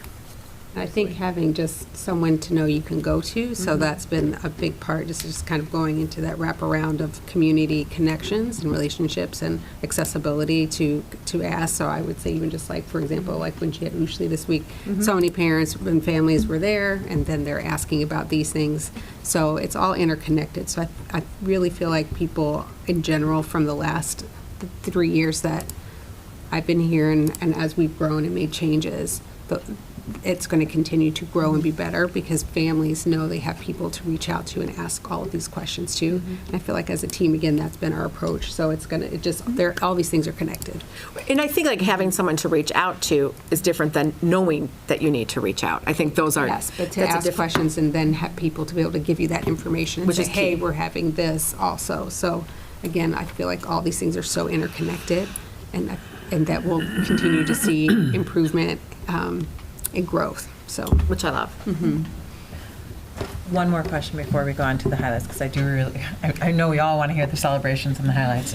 For the Illinois performance level distributions, for the kids that are partially meeting the standings or approaching the standards, it says that, the students in these categories are very close to demonstrating the mastery of the Illinois Learning Standard. So I'm looking at, it was page 13 of our packet. 45.5% in reading and writing, and 45.9% in math. Christine, you're, I don't have the same page numbers. as yeah, sorry, it's the, it's the overall, It's, it's the bar graph, the overall, keep going back, Scott. yeah, we have to get our pages right. the same. Keep going. There, right there. That's the one you're looking Yep, at, right? Yep, Right. that is. Yep. So, do they disaggregate for you? Like, do you have a sense in that 32.7% and the 25.6%, like where, like as a whole, where kids might be needing more help in certain areas? They give you some information. Like, I can pull those kids and look at how they did in Heart of Algebra versus Passport to Advanced Math. But those categories are very broad. It's hard to pinpoint exactly what skills and standards. When we get our PSAT and MSQT data back from this fall, that group of kids will be the kids that we target for our lunch study hall drop-in class. Okay. Does that make sense? It does, yeah. And when we designed that curriculum, we looked at the questions that were most frequently missed on prior PSAT and MSQTs. So trying to highlight the skills and concepts that, kids were struggling with Yeah. historically. Yeah, that's, so it sounds like in 9 and 10, you can do that, but from the, to some degree, which should impact the SAT score. Right. It's, those kids are, I'm considering them like at the waterline, and is there a trend in their areas of challenge that would be a trend that if we just knew, we could tweak and then get them up? And if you look at this graph from last year compared to the one from this year, you'll see that we've moved Pushed everybody up. I did. up, Yeah. which is great. what you want to see. Yep, absolutely. Okay. I would just add one thing on that, because I had the opportunity to observe some of the SAT prep courses and talk about motivation. Dr. Owens talked about it in terms of the access test prep. For a kid to enter a space where they're given their score on the previous test and they're told right from the beginning, the difference between you not meeting and meeting could be 1 or 2 questions on either of the components of the SAT. Super motivating for the kid to engage in that experience and the experience that they're having in all of their classes, right? To get to that point. So they hear that right out of the gate, and then they engage in a way where they know they are right there. And there's some instant buy-in. They talk about what it means to meet those benchmarks. So really cool experience to look at the experience that kids have and then the impact that it has on their scores. And it does. For those that attend and attend regularly, it makes a difference. And so to hear that and to set goals, goal setting's huge. Building culture around tests, building culture around everything that you do matters in your classes, when you're prepping, setting goals, all of those things. Yeah. We were Okay. going to show you some of that data. Yep. Let's do it. And last year was the first year you guys were We did the implementing test prep. that, We did the right? prep I class. was so excited. We Yeah. just talked about that last year. Yeah. That was great. So really good to see such significant improvements. Are they ready for highlights? Let's Yep. do it. I feel like we have talked about a lot of Yeah. this already. That's usually how it But works. That's usually how it we works. have so much to be proud of here at LT. So this slide just highlights a few of those celebrations based on the standardized assessment data. Most notably, over 76% of our students in the class of 2024 met the College Board readiness benchmarks in ELA, and 61% met them in mathematics. While achievement gaps still exist between our traditionally supported student groups and traditionally under-supported student groups, we saw a greater percentage of students meeting EBRW proficiencies as measured by IASB in the spring of 2023 than in the spring of 2022. And in mathematics, all student groups either had an equal or greater percentage of students achieving proficiency in the spring of 2023 than the spring of 2022 when you look at the SAT data. Additionally, LT saw an increase in the percentage of students demonstrating proficiency on the Illinois Science Assessment, with over 80% of our students scoring a 3 or a 4. So while LT continues to outperform the state of Illinois, LT has achievement gaps in our standardized assessment data, and as a school community, we must continue to find ways to close those gaps. Additionally, the class of 2025 had a smaller percentage of students meet the college and career readiness benchmarks in math than the class of 2024 and the class of 2026. And as I mentioned earlier, we are making some changes through the curriculum review process and in our math drop-in center to help address that. And then we also recognize that access proficiency remains low, and we've shared some stuff, but Dr. Owens is going to share even more about our bilingual program later in this presentation. So one of the things we did this year, as we've talked about, is that lunch prep class. We had 60 students that came to at least one of the 16 sessions. And we analyzed the PSAT 10 and the SAT scores of those 60 students. And you can see that that growth is displayed in the table on the screen. So as a group, students who attended this prep class saw gains from the PSAT 10 to the SAT, and in many instances, the growth was greater than the expected growth published by the College Board. So we are working to expand this free lunch study hall prep class for the 23-24 school year. In addition to this lunch prep class, we have 4 after-school and evening prep classes students can take in the winter prior to the spring SAT. The curriculum for both of those classes is currently being rewritten to support the shift to digital testing. And also this year, for the first time, we are going to have one of those 4 classes be co-taught with a special education teacher so that our students in special education can experience the prep class with additional supports tailored to their needs. Excellent. Are the 16 sessions all different? 8 of them are math, 8 of them are reading and writing, and each one does focus on something different. So we looked at historic question analysis on questions kids were missing repeatedly, and those were the topics that we used when designing those classes. And these classes are free to any student? Yep, we targeted the students that were in that approaching category on the PSAT 10 last year, but any student who contacted me and said, you know, I really want to take a prep class, I can't afford the ones after school, or I can't go to an after school one for any reason, we told them about the lunch prep one as well. And this was allocated FTE, so they would take both lunches, or this was just a stipend, or something? How was it? We paid the teachers who taught it through a stipend, through like an hourly stipend. I think this is phenomenal. I think it's really phenomenal. And we gave them lunch, so it was the whole hour. Well, we didn't feed them lunch every day. But the first day we gave them lunch, get them excited. I think it's a great idea. And your data is beautiful. Really good. Yeah, Are so the lunch sessions different or shorter than the after-school sessions? yeah, so the lunch study hall period is only 25 minutes. So we offered them on Tuesdays and Thursdays for about 8 weeks. One day they would do reading and writing. The next day they would do math for 8 weeks leading up to the test. Feedback from students was they wanted to start it sooner, so we are going to start it sooner, and we're going to implement kind of a pre and a post test component so they can see how they do throughout the class. The one after school is much longer. They're there for a longer time period. So each session is longer, so conceivably you get a lot more out of the after-school prep courses. Yes. More instruction.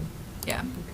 But we did make sure that while there's going to be overlap, because they're both covering the same skills and concepts, we tried to make them different. So if a student wanted to do both, they could, and they would get different, like a different experience. We don't use the same materials and the same examples and stuff like that. There's a charge for the after-school one? There is a charge for the after-school one. It's very small. It's $125, which is what you would pay a private tutor for 1 hour.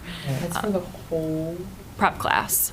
And they get a book and a binder. This one is free. The lunch one is free.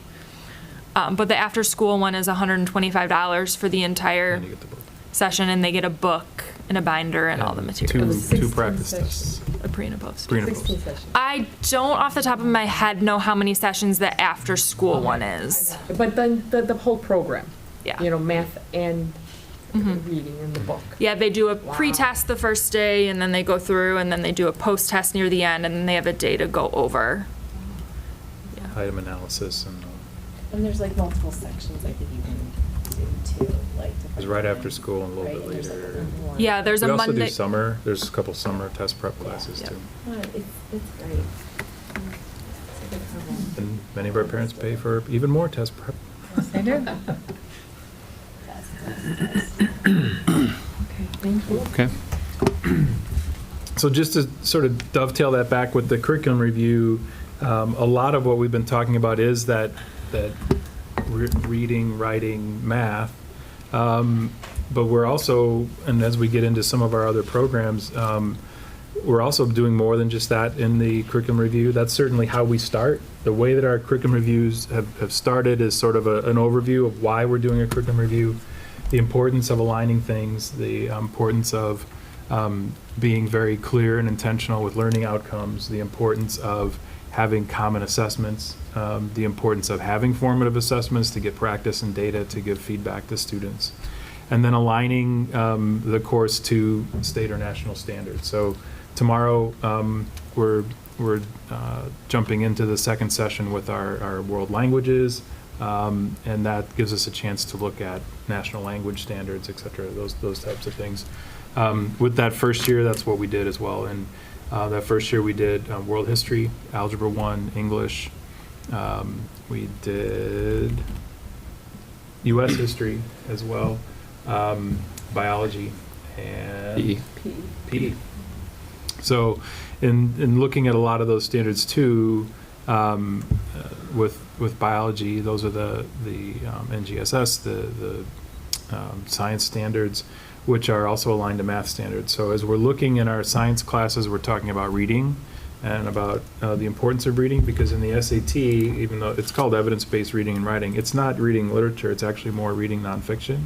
It's more reading of history and science texts and understanding charts, graphs, and those types of things too. So embedding all that and having those conversations about where the ultimately we're all being measured by the SAT, and so where does that fit in your particular course?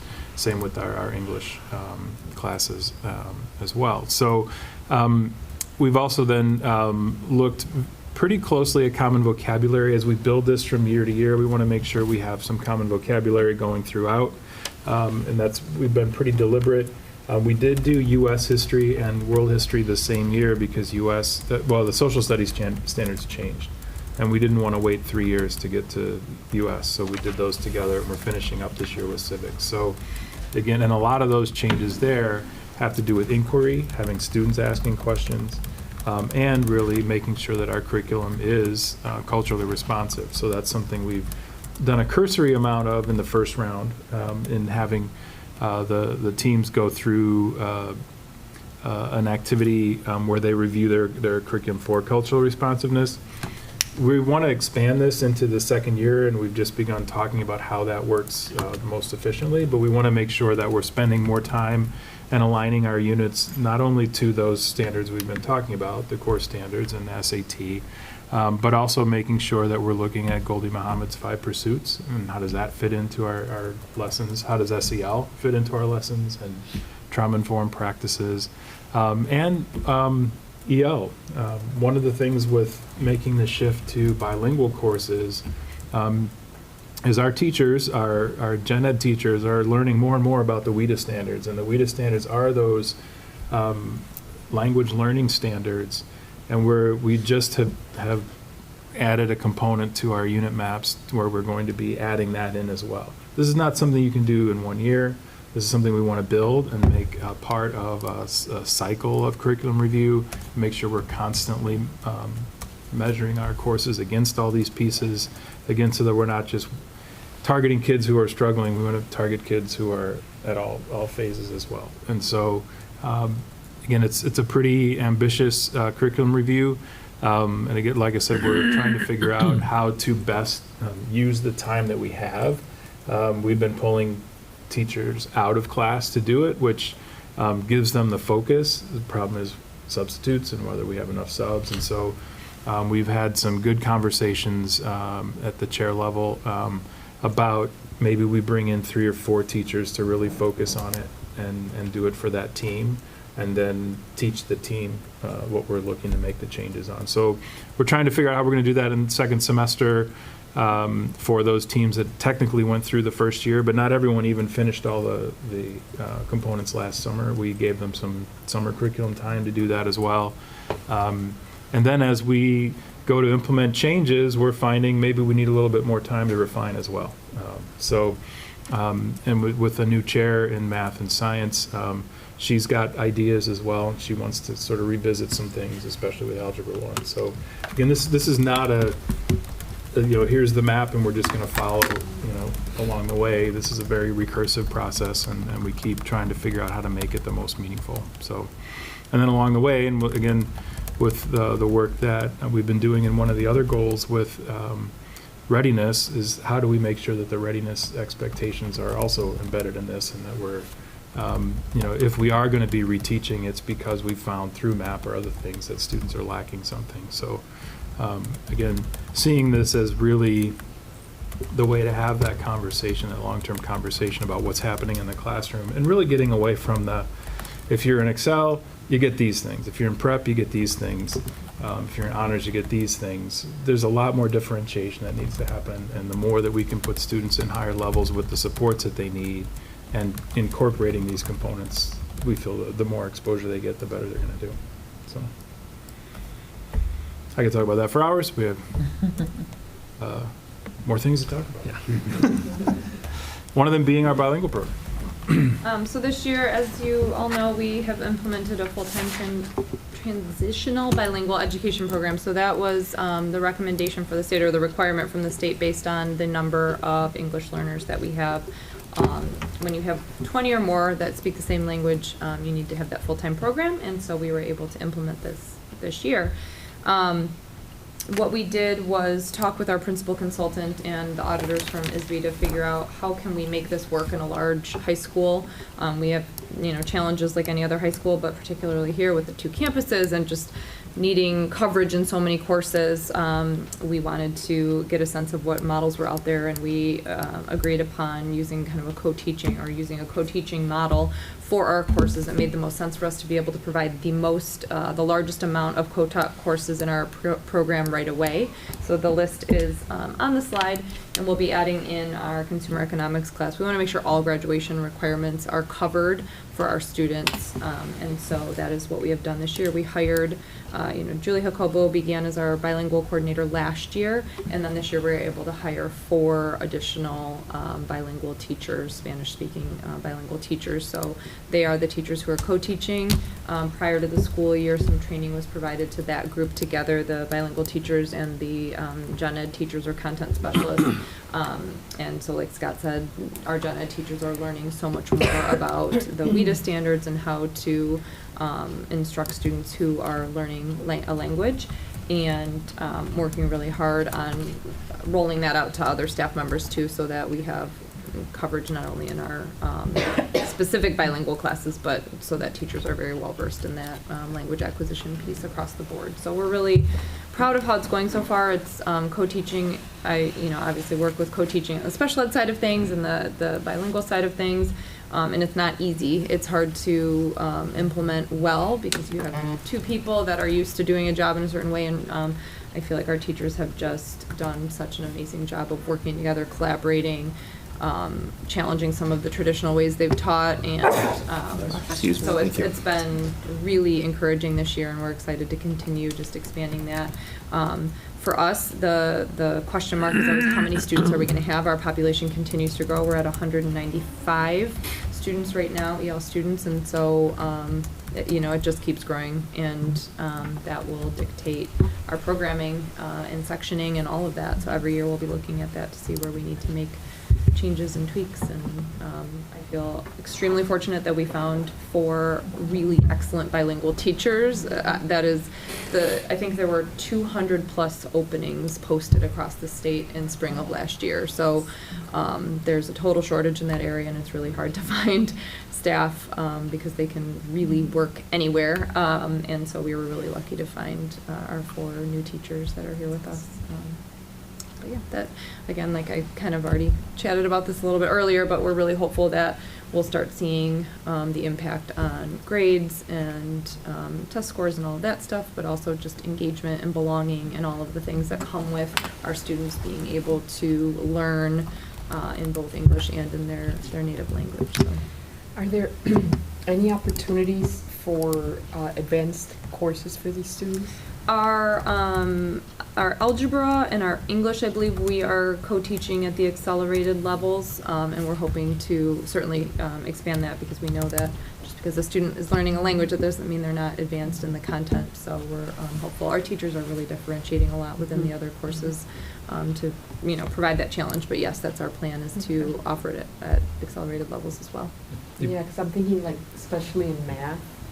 You know, if there could be an opportunity for these students beyond Excel, like into the honors courses, because even though they may have the language as a barrier, there's something about the way math is conveyed that can allow them to just think beyond and go further.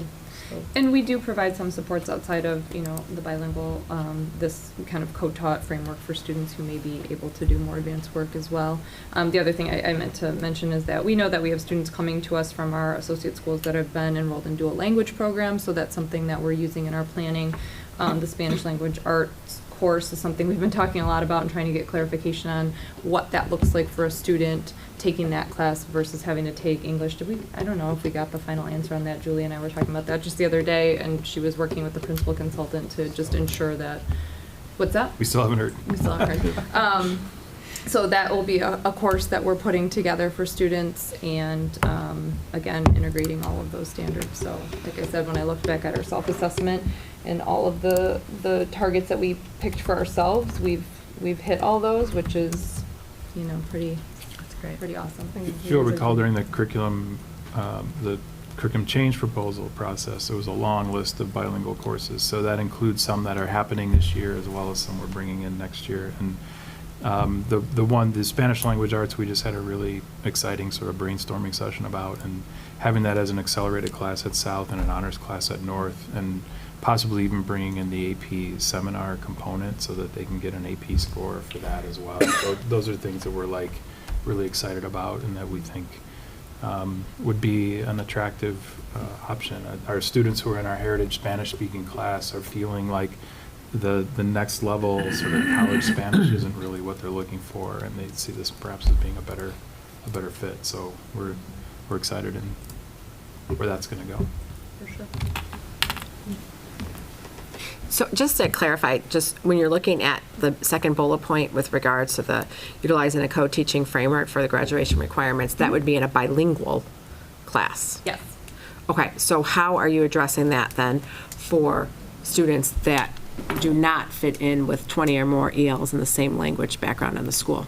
We certainly have to get more creative, because we have, I think, 20 other languages represented at LT, and so we can provide more push and support into a content area class, but we certainly don't have like a section to support, or we can't support a section that would be taught by, let's say, a teacher who speaks, I'm like blanking on any other language to pull from. Polish. Let's just say Polish. Speaks Polish, to have a whole section of a bilingual class, so that we get creative on how we. Because not every student is bilingual that's an EL student also, that doesn't have that other language acquisition. So, but, because I know that I had asked when we had gone to the co-taught model about the placement of students, and asking, that I was told when that for the traditional co-taught model, not the bilingual co-taught model. Like special education, you mean? Right, but you have students in there that are all not special education. Do you know what I'm saying? Co-taught gen ed class, you mean? Correct. Mm-hmm. So, but you have students, obviously, that would be in there because of special education needs. But would it make sense then to have a student that maybe didn't have special education needs, but was a EL student that didn't have a co-taught model in the same language, looking at the traditional bilingual education, to be placed more into that type of co-taught, where maybe there's especially when you're looking at, if you're looking more at the access scores, to say, and breaking them down a little bit more, to say this student has more struggles with reading, because maybe their score is like a 5 for language, and listening or something like that, but for reading, they're like a 3 or something like that, would that make sense then to have some of those students placed more in that type of class? Meaning a student who is an English learner being placed into a co-taught section of the bilingual program? No, the non-bilingual, because let's say you have a student that's Polish speaking. Oh, so Okay. they'd be receiving more like special education supports? No, I'm saying because not all the kids in a co-taught class are special education students. Right. We would focus more on working with teachers to have the language acquisition standards and working like, we do PSYOP training and things like that where we would help teachers help the students with the language acquisition versus. Like a front-loading aspect of it. Yeah, rather than putting them into a course where the focus is really on a gen ed content with special education supports for students with disabilities. So we But you really- have also those students, I mean, that's where I guess I can't reconcile, like, you have students in that traditional co-taught model where you have, obviously you have the kids with the IEPs that need the co-taught, that kind of thing, or 504, whatever that might be in the special education arena. But then you also have students randomly selected to be in there. But would that make sense to have some of the EL students be placed in that, especially when you're looking at like writing, for example, which might be one of the last skills to develop, okay, for an EL student, okay, when you're looking at the scores, okay, would that make sense for that student to be in the EL? I think we would rather work with our teachers to be better prepared to differentiate within their classroom and use like language acquisition standards and other instructional tools for working with students who are struggling than to start putting students into a co-taught class like as part of the random gen ed selection of students, just because of the different I guess when we're talking about a special ed co-taught class, the standards and everything are at grade level, and then the co-taught teacher is really working on specially designed instruction that is designed from the student's IEP goals, and it's really from the perspective that a student has a disability, they have a goal, and so we're working on that. When students are learning a language, we really want to separate, like we don't want that to have a deficit sort of mindset to that learning a language is the same as having a learning disability. No, but I think, when you do some of the same front loading that you might do for a And that's what we want all of our teachers to do. So that's why I'm saying we don't want to get into the Got it, okay. pickle of The goal is to having- have every teacher Yes. front load it, regardless of the Yes. language aspect, Yes. to go over the vocabulary. But how many more teachers have you had be PSYOPs trained? Because I know that you were making a push for I'll have that. to ask, our Dina Mancini is the person running that, so I'll have to look and see what her numbers are on that. Last year, I know there was at least a good handful of teachers that were going through it. We're also looking for teachers who have, when we're posting any position, we're looking for teachers who have an ESL endorsement or some kind of specialty in that area so that they're more well-versed, whether they're teaching just a gen ed co-taught section of anything, or a gen ed section of anything, or accelerated section, so that they have that, those instructional tools and knowledge. We really want that to be more universal than to say, in these classes, you'll have teachers that are able to address these students' needs and only in those classes. So, okay, so, and then to take it one step further, just with, like seeing how it develops. So like, let's say, I don't know how many teachers you have for like an English section, okay, or I can do math. I mean, you had talked about math. So you have like 6 teachers, these numbers I'm sure are not right, 6, freshman teachers that are teaching Algebra 1. Of those, maybe 3 of them have PSYOP training. Would you put the EL learners with the teachers that have PSYOP training? We definitely do some hand scheduling with students. Okay, so you would pick them there to have a little bit more, because it wouldn't, because you'd want the same to be, you would, and I'm glad to see there's so many more teachers with the PSYOP training, and the push has been for that. Really, for any of our students who have, something within their profile that we know is going to create, I don't want to say even always a barrier to learning, but they learn differently, or there's something on the profile that we recognize. We're doing a lot of in-depth analysis in terms of course placement, and then even hand scheduling with classes to make sure that we have a teacher that has the skills necessary to teach those students. So, scheduling is super complex when you take, even before we get to that, but we spend a lot of time with staff in those different areas in special education, in our EL programming, to make sure that students are in a course where they're going to get the most instruction, the most benefit. So yes, that's absolutely considered. And then again, we're doing that while on the other side of professional development and hiring, we're really focused in on making sure that we're hiring staff that are really utility players and can work with students from every range. Because it would be, and that's such a great change, because I really would think it would be beneficial for all students to have all EL students that are not in a bilingual co-taught classroom to be with a teacher that had SIOPS training. Absolutely. You mentioned we added SIOP training into year 2 of induction and mentoring. Oh, I did not, yes. So that's. So all new teachers are getting it. This would be the second year In their of all second new year here. teachers getting it in their second year. And then we've been doing it throughout the year for the last 3 years that Dina's been doing it. And so that's been more invitational, but it's definitely been almost forced invitational for those who've been working with our EL students. So it's been, not only do they see the value, they want the tools. And Dina's really done some amazing work in interviewing our kids and saying, look, what do you need in order to be successful? And they're saying all the things that we want in all of our classes. More group work, more opportunities to talk to my peers, more opportunities to not have to be raising my hand and asking the question in front of the whole group, but to say, hey, is this okay? Or is this how this works? So again, a lot of that SIOP training is really how do we do good teaching? And we've definitely had more of our South Campus teachers go through it than our North. And part of that's because Dina's over there, and Dina's been teaching with our EL kids as well, and working with our instructional coaches too. So I would say if I had to put a number on it, we've had about 50 teachers go through it. So far. That still leaves quite a few that still need to, but again, as we bring in new people, they're definitely getting it in their second year.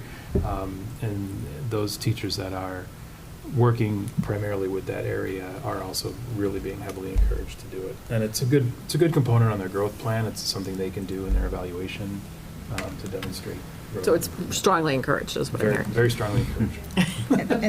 And Scott said it a couple times tonight, right? Everything's interconnected. He's mentioned goal 4 and goal 3 when we're talking about hiring, when we're sitting at the table to screen the many applicants that we get for positions across all content areas. We're looking very closely at those candidates that have EL certification, that have special education certification. It's a metric within goal 3. We want to hire people who have multiple certifications and who have had the training coming in. Just makes them more versatile, and they have access to the content and the learning that's going to benefit all of our students. So it's been a priority point for us when we've screened applicants, brought them to the table for interviews, and then hired as well. So, which is great to hear. But would you, I mean, you probably don't have, so you would say that every EL student then has a SIOPS trained for their core classes for graduation, teacher? Or is that not, we're probably not there yet? We're not there yet. Yeah, I don't think we're there yet. I wouldn't want to say that without pulling that information. Because then that gives an equal education to those that are not Spanish speaking with those that are Spanish speaking with regards to being an EL student. Would be, but you are handpicking them though for the SIOPS training teachers if they are available. Yes, Karen Reno especially historically has always done hand scheduling for our EL students and working through making sure that they have the most supportive schedule and with the teachers with that certification or that support. So she's been more involved in it going forward now. She's been doing that for as long as I've been working here. Now we just have more people who have eyes on it. We've got our teachers, we've got Julie. They've always teamed with special ed to look at placements. They've always talked to counselors. So I think the team of people who's looking out for those students is getting bigger, and then the opportunities for where students can get support or we know that they're going to be supported is getting bigger. So I think it's just growing all around. But yes, there's always been individualization on scheduling for those students. Okay. Thank you. Are we ready to go to advanced placement? Yep. Yes. It's a big shift. All right. So the next section is going to look at our advanced placement exams, looking at participation and passing statistics amongst our students who sat for AP assessments last spring. So the number of students who took at least one AP test reached a new high during the spring of 2023. So not only are more students taking at least one AP exam, but 82% of the students who completed at least one AP exam received a score high enough for credit at any public in-state university. LT also saw an increase in the number of exams administered last year. So within the exams LT administered, disparities do still exist among student groups. So 11% of our exams were administered to Hispanic Latinx students, 4% to Asian students, 1% to Black African American students, 78% to white students, and 3% to students identifying as 2 or more races. So this access to AP coursework is being addressed through our work with equal opportunity schools, which Scott will talk about later. So this chart looks at the percentage of exams that earned a passing score, which is a 3 or higher, on each of the AP exams administered. So out of the 2,495 exams administered in the spring of 2023, 82% of all exams resulted in a score of 3 or higher. This data is also broken out by student group and illustrated in the blue bars in this chart. So just some observations. LT has been committed to increasing participation from undersupported groups in AP courses. And so not only are more students being challenged with the coursework, but they are being successful as the percentage of passing scores remains high, with 82% of our tests earning a 3 or higher. So as Christine mentioned, we have been working with equal opportunity schools whose mission is to strengthen educator and system leader capacity, to break down barriers, to increase access, belonging, and success in rigorous college and career prep secondary school courses for students of color and low-income students, so that they may thrive in their post-secondary pursuits and life goals. We do this in a number of ways. We start out with a survey. Equal Opportunity Schools has put together a survey that looks at more than just an interest in an AP class. It looks at behaviors that a student would consider that they possess. And those behaviors include grit, perseverance, those types of things that would lead to being willing to struggle through a tough class. We're also looking at students' future goals and plans. So if a student says, I want to be an architect, or I want to be an engineer, or I want to be a lawyer, well, we know what needs to happen, and they don't always. So they need to be in these more challenging classes. They need to make sure that they take a very rigorous course load and get the supports that they can in high school before they start paying their tuition when they go to college. So that's one of those pieces too. We do look at grades, we do look at GPA, but really that we also look at, do you have adults that are there to support you? Do you have trusted adults in the building? And have those adults also recommended you? Because our teachers have the opportunity to nominate kids as well. So we found this to be a really powerful conversation for our teachers to provide input, for our kids to tell us what they want and need. And then we get an individual scorecard for each kid, and we, through our district equity leadership team, we sit down and look at all those cards and sort of suggest what course would be right. We're making a little bit of a shift to that this year. The counselors are now going to take the next step and meet with the students individually to have those conversations about it. It had been Dr. Rowe and myself, but we, as enigmatic as we are, they know their counselors. And so talking to the counselor we think can really guide them into that right path and pick that right course. That being said, we hit a lot of those goals, and a lot of those targets and growth that you saw are due to this EOS partnership.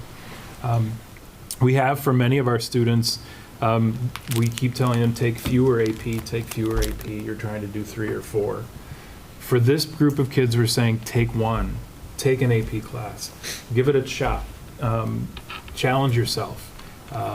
Because one of the things the College Board will tell you too, it doesn't matter what the score is. If you take an AP course, you're being exposed to that rigorous curriculum. And whether your score is a 1, 2, 3, 4, or 5, you now know what is expected. You have to learn those habits. You have to learn how to be that level of a student. And that doesn't, especially for some of our low-income and students of color, they may not have that that experience in their own home. So they need to have that opportunity to see it and work through it here. So we found that to be, again, part of our growth in our AP enrollment.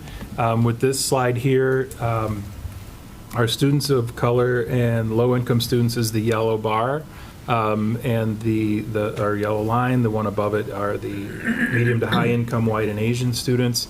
And again, this is one of those that's part of our strategic plan to shrink. And so how can we make those numbers come closer? So right now we're at 40% of our enrollments for this current year are through students of color and low income, while there's 69% through medium high income, white and Asian. Our goal throughout is to get to about 72%. Again, it's about 3/4 of our kids, roughly 3/4 of our kids should take at least one AP course before they graduate. So the goal isn't every kid, but we also have done some things with equal opportunity schools that's a little bit different too, and I'll get to that in just a minute. So I did mention earlier the score distribution is not what's most important. That being said, I'm going to share with you because we're pretty proud of it. Our EOS students, who were the ones that we targeted, looked at those insight cards and made some recommendations. You can see that the great majority of them got that 3, 4, or 5, and that we weren't seeing lots and lots of ones. So that tells us one of two things.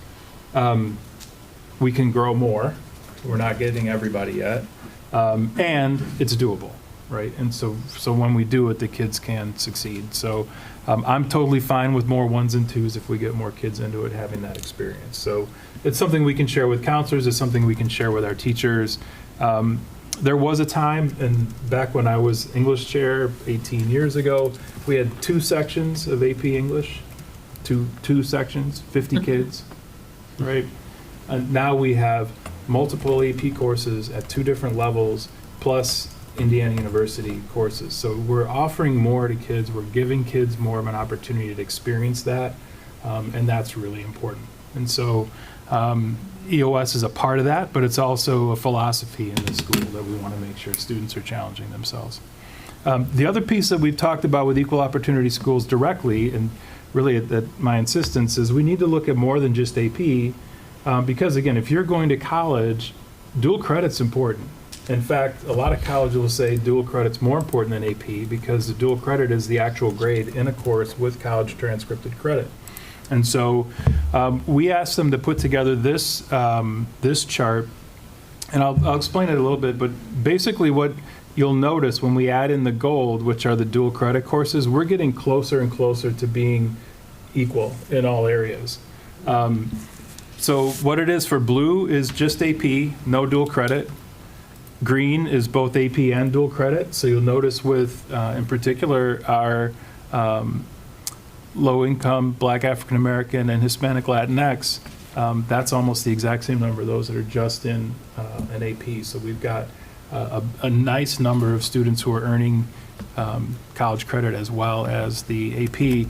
But then you'll see that gold number, those are students just earning college credit, not taking that AP class. That's still really important. They might be getting credit from COD or Triton, or they might be, every one of our students in our Heritage Speakers class is getting college credit for all 4 years of Spanish language.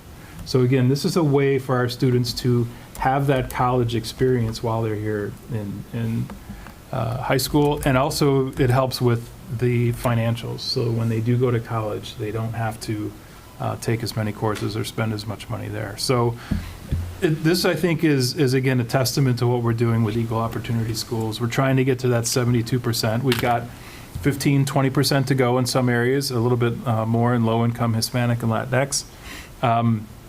But we're seeing this growth, and we're excited to target more students. For what it's worth, last year we had about what Equal Opportunity Schools does after the kids take the surveys. They give us these insight cards, and they do a sort based on their metrics. And last year we had about 300 and some students fit the first go around. This year it's over 470. So we don't know if that's because the kids have answered differently or if our kids are seeing their peers doing these courses. So we've got a whole lot more kids to look at, which is great. And so over the next couple of weeks, we're going to be reviewing those cards, and then our counselors are going to be meeting with those kids, and we're excited to see more kids getting placed up there. Again, we're not pushing kids up just to push them up. They're showing the interest and the need. They're showing the potential. They're showing the readiness, and they've got recommendations from teachers, and they also are saying, here's a trusted adult I would go to. And a lot of times it is their counselor, and so that's good too. So all around, we're excited with what's happening with EOS. And with the AP tests, we do offer like fee waivers if anybody has. Yes, anyone who is on a fee waiver, we cover their AP exams for them. Same with that prep class that I was talking about earlier. If they're on a fee waiver, we cover that fee for them. This is great, I don't want to say transformation, but I mean progression that and the development of a model that you can see with data that's actually working in the direction that you want it to. It's really fantastic. It's access and opportunity. Yeah, that's fantastic. Correct me if I'm wrong, there's a new law that if students score at a certain percentage, we have to offer them Yes. courses? Yep. Remind me, is that in effect now? Is that in It will effect be in next week? effect for the fall. So the Accelerated Automatic Placement Act. And what we've put together, Christine and I have been working with the chairs on this almost for a whole year now, is what are those targets? And what we've been targeting are those students who are already somewhat predicted to hit that 540 on that math or English, and then getting an A in the prep level class and moving them up the next year. So it's a pretty complicated algorithm, but it's like from prep to Excel in math or Excel to honors in English, or going from prep biology to Excel chemistry and those types of things. So we have identified all of those areas. We've also included that with our 8th grade placement process, and so they'll be looking at some of that, the Illinois Assessment of Readiness data, as well as the science from middle school. And again, not having that conversation of, well, I don't know if they're going to do the homework or not. It's like, look, they're demonstrating, and we're going to put them in there, and we'll provide supports where they need to be there, but we're going to move kids up. And we ran sort of preliminary. We're like, okay, let's take these as our benchmarks. Let's look at last year's kids. How many kids did we miss? And that's a big number as well. We're missing 30, 40, sometimes 70 kids, depending on who we were. Okay. I don't know which ones you remember the most. My brain's not remembering the biggest, but I know it's one of those things too with prep level science. If sometimes kids are worried about that Excel bio, and they'll take bio prep, they could totally succeed in Chem Excel, and so that's one that we're seeing some jump. We're also trying to define what that pathway is. We don't think it's fair for a kid who's doing well in chemistry prep to put them in AP Physics 1. That's not a logical jump. But it makes more sense then for them to come to North and take our forensic science class, which is an Excel level class, and which is something that colleges really are liking to see and our kids really love. And so getting them into that, and then they might be ready for AP Physics after that once they've been successful. So we've been trying to be realistic and not just shove. Yeah. But we're kind of excited to see where things sort of shake out this spring, just given the numbers that we saw from last year's kids. That's great. So it would also do some of the things that EOS is doing. But the only difference there is they have to show demonstrated achievement already. So for whatever reason they haven't challenged themselves, parents can still move them down. That's part of it. But we're going to make the parent move them down rather than wait for the parent to move them up. Wonderful. Are you looking at different points of data to move the students up? Test scores, like that how, one how would you determine how the students? Yeah, the legislation determines it. So they said it has to be a standardized test score, and it has to be the grades in the class. And so that's what we've used. The only thing that we don't like about the legislation is it wants you to use data that no one has when you choose classes. It suggests that you use the PSAT 9 data for 10th grade placement. We don't get those scores till July. We can't redo placements in July.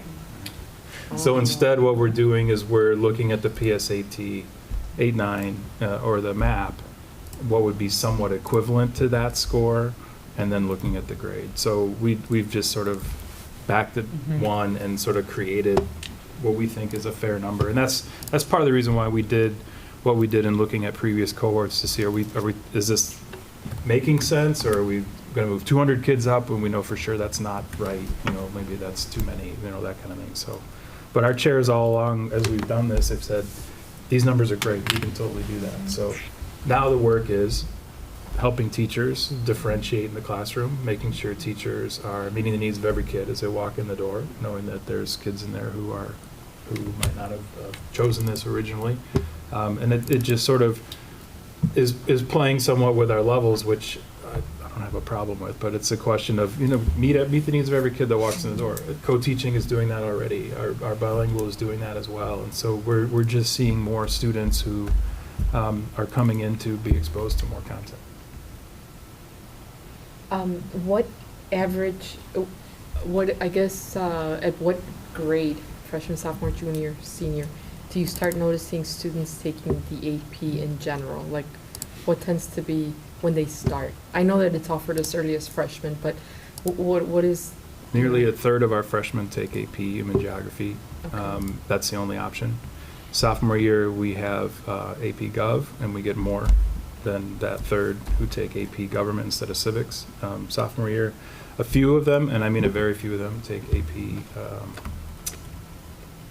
World, AP European History. Yeah. We've got like a handful.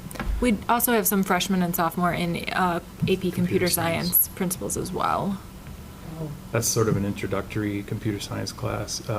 Then when you come to junior year, though, for a lot of our kids, they've only had one, maybe two. That's where it's very common for kids to take AP Language and Composition, AP US Gov, AP Physics. And that's a heavy load. And so that's when people talk about the push to AP, our goal is not to make sure everyone does that. And if kids haven't taken an AP class before, that can be a really challenging jump. And so that's where our counselors are trying to work with kids and say, look, are you sure you need to do all three of these? If what are your goals? What are your future plans? Do you need to take AP Physics 1? Do you need to take these different things, or should you, make another choice? So, but that being said, our kids, we are getting more kids to take that first one.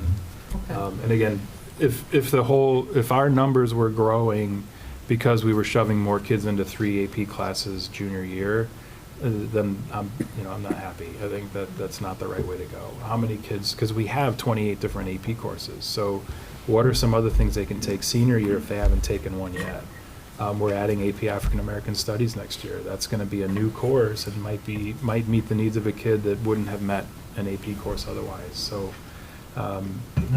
It's just an opportunity, I think, for a lot of kids once they, like AP Stats, again, may be more important than AP Calc for a kid. So just the more that we can use our counselors to get kids into the right pathways. Okay. And then I notice, at least historically speaking, a lot of universities I hear struggle taking 3s. They don't want to take 3s, 4s, even 5s. Have you noticed a shift in that culture? Are universities more receptive to taking those AP scores of these 3s, 4s, In and 5s? the state of Illinois, there is a law that says any public university, college in the state of Illinois has to give credit for a 3. So if a student's going to ISU, U of I, SAU, they will get credit for their 3. So do you notice a shift? Because I had, just historically speaking, heard it's difficult. I mean, is that like a new shift or recent years or? What colleges are doing, it's important for a student to be a good consumer. And so, College Board changed it, everyone has to pay right now, actually they should have paid by now for their AP tests. When seniors get into their colleges of their choice, they can go online and see what a college is going to accept. And a lot of kids will then get accepted to a school, and that school will say, we'll only accept a 5, and they'll actually choose not to take the test. So we do see that when we get to the testing component. What colleges, the important thing is for kids to see what the colleges are looking at, what they're giving credit for. For example, if your goal is to go into engineering, AP US Government is not going to give you a whole lot. It might get you out of an early credit for your liberal arts requirement, but they're not going to necessarily give you grades and that sort of thing. So it's sort of the more selective the school, the more they use it as a placement tool.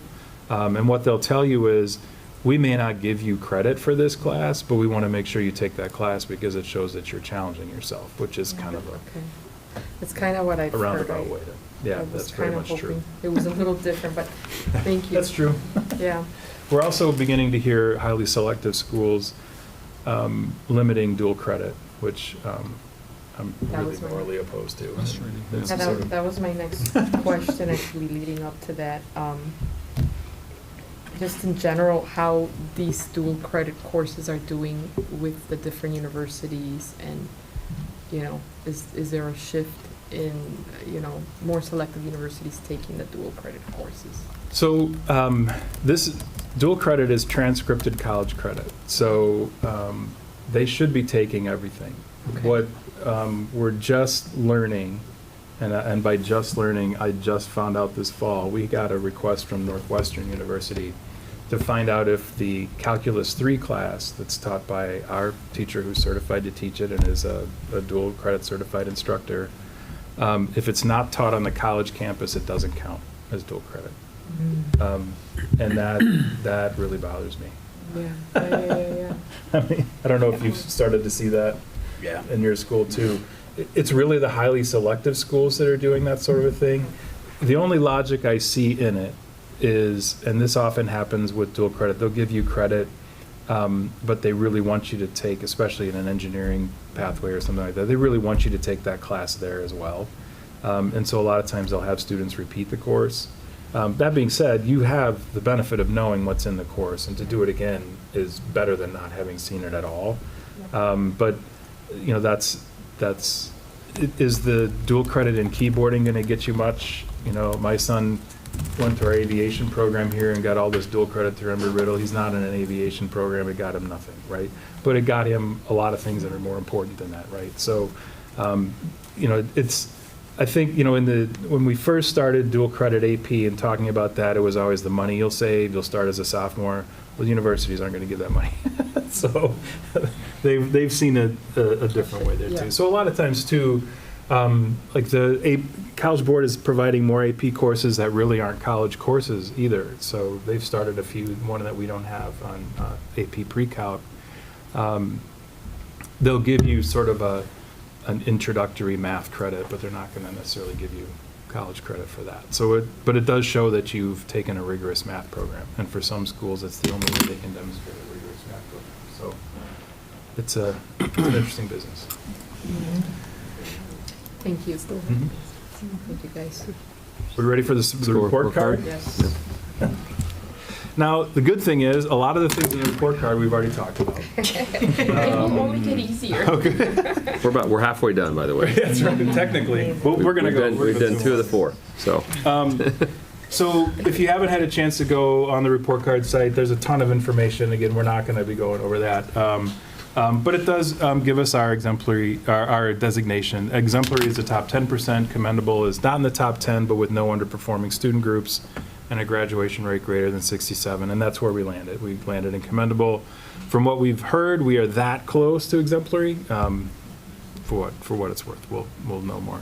And we've been commendable every year in We've existence. always been so commendable. I think that's another good distinction. Right, so we've never been exemplary. We've never been exemplary. Because like you hear out in the press that we've gone down. No, we've but never been. we've never LT been. in its history has never been exemplary. We will get there, though. We are, Just from what we can tell, 0.2 away. 0.2, we were 0.2 from the cut line, so Yeah. we're there. So the designation is made up of 8 factors at this point. It's soon to add a few more, but more than anything, what you'll see there, and this is again where we have things in our rating and the things that we're looking at as our scorecard. The English language arts proficiency and the math proficiency are worth 7.5% each. The science proficiency is worth 5%. So that all the data we've talked about tonight, EBRW, math, science, that really actually only makes up 20% of our score. 50% of our score is our graduation rate. And again, we have a very solid graduation rate, and we like to argue every year about graduation rate because students who are in our transition program don't count as graduating, but that's all true for everybody, so we won't dwell on that. And then that English learner progress to proficiency. So that's using that access test, how many students are progressing to proficient. And that's 5%, so that's a really big number for very few kids. Also, there's school quality and success indicators. Chronic absenteeism is 10%, and that's something that you've heard a lot from here. Dr. Trell's been working with, and really just sort of understanding the metric that it includes single period absences. It includes the states that everyone can take 5 days for mental health. Those count against your rating. So some of those things, trying to sort that out and help everybody understand how that works. The climate survey is 6.67% of our rating, and that's only the percentage of kids who take the survey. It's not meeting a target, it's just how many kids take the survey. And then there's the 9th graders on track to graduate, that's 8.33%. And again, you've seen that data. That's those 9th graders who have not failed anything freshman year.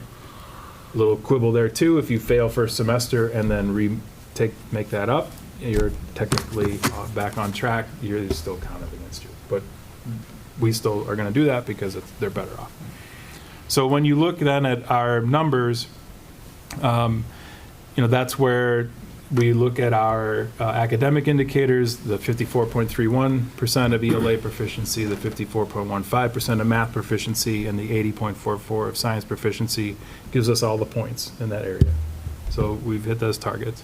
The graduation rate of 95.91% gives us all the points. So when we look at our points, we're hitting most of our points right there.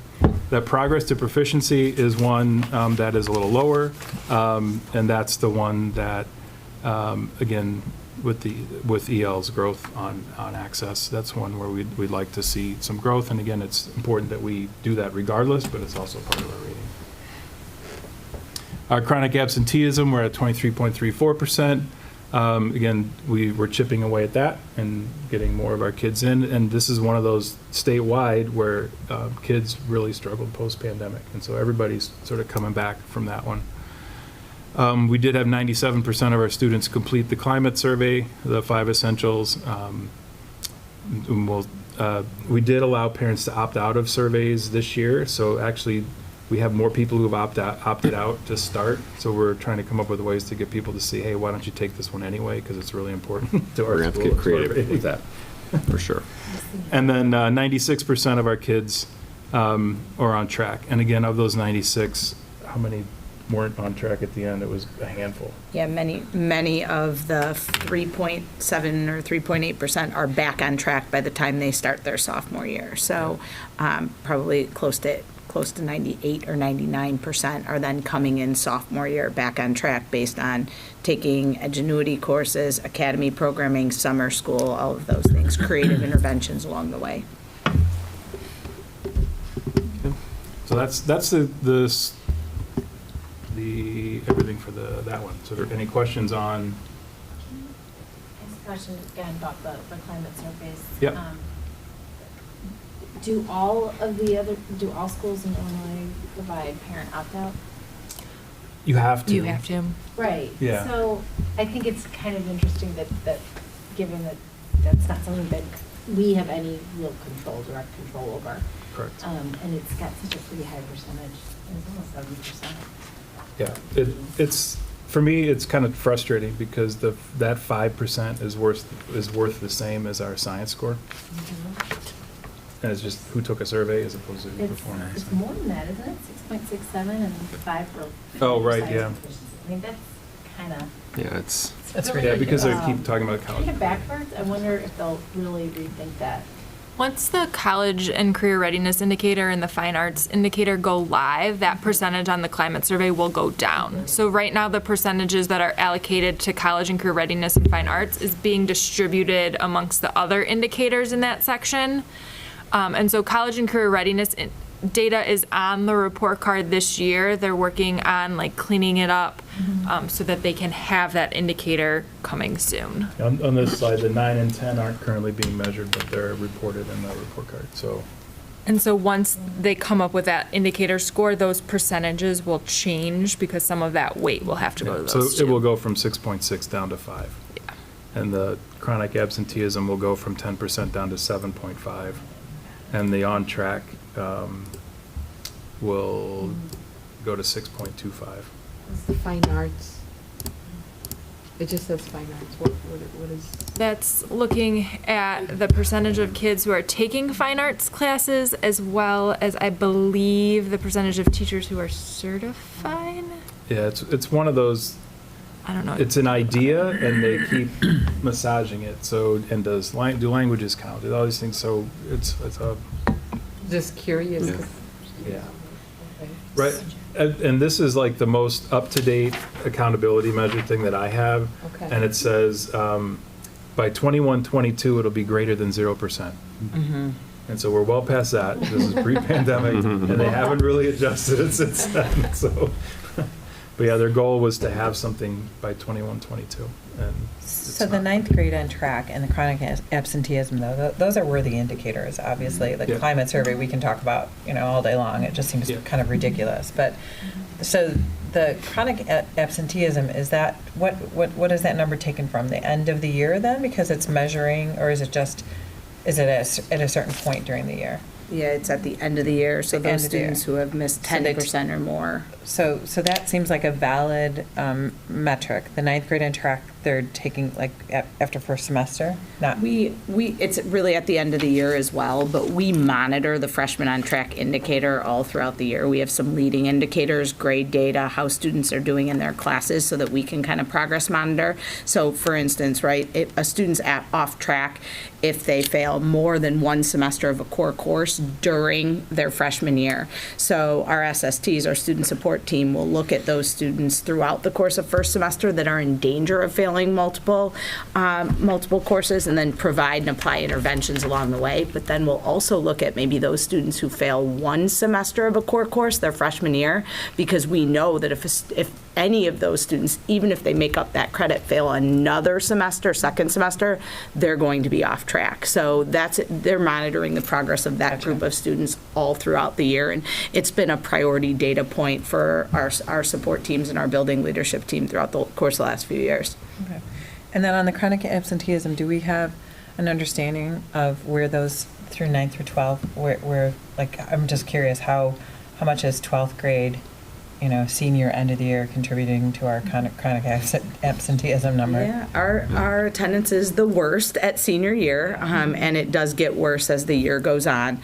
I just shared an update with our staff, our Q1 attendance and behavior update, and we're feeling pretty good about where we're at right now. Right now, after first quarter, across the board, we were 16% chronically absent, so that's much better than 24% or 23%. 23 is better than 28 in the previous year. It's continued to be a priority for our building leadership team with respect to interventions and communications. Something that we found some success in last year was after semester one, we sent kind of a chronic absenteeism letter to any student and family any family of a student who is absent more than 10% of days in semester one. And then we looked at the data of how those students did semester two, and there was some gains with a lot of students. So we decided to implement that after Q1. So I think about 350 students kind of got that communication from us as well.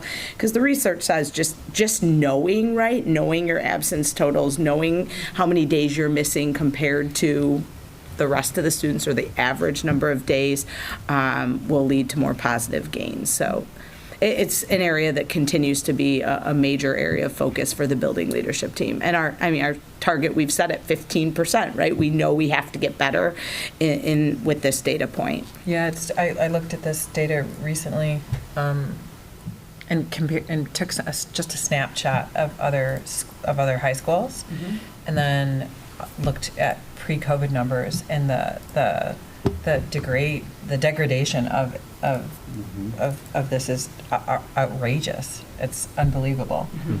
So it's great that 23 is a lot better than 28.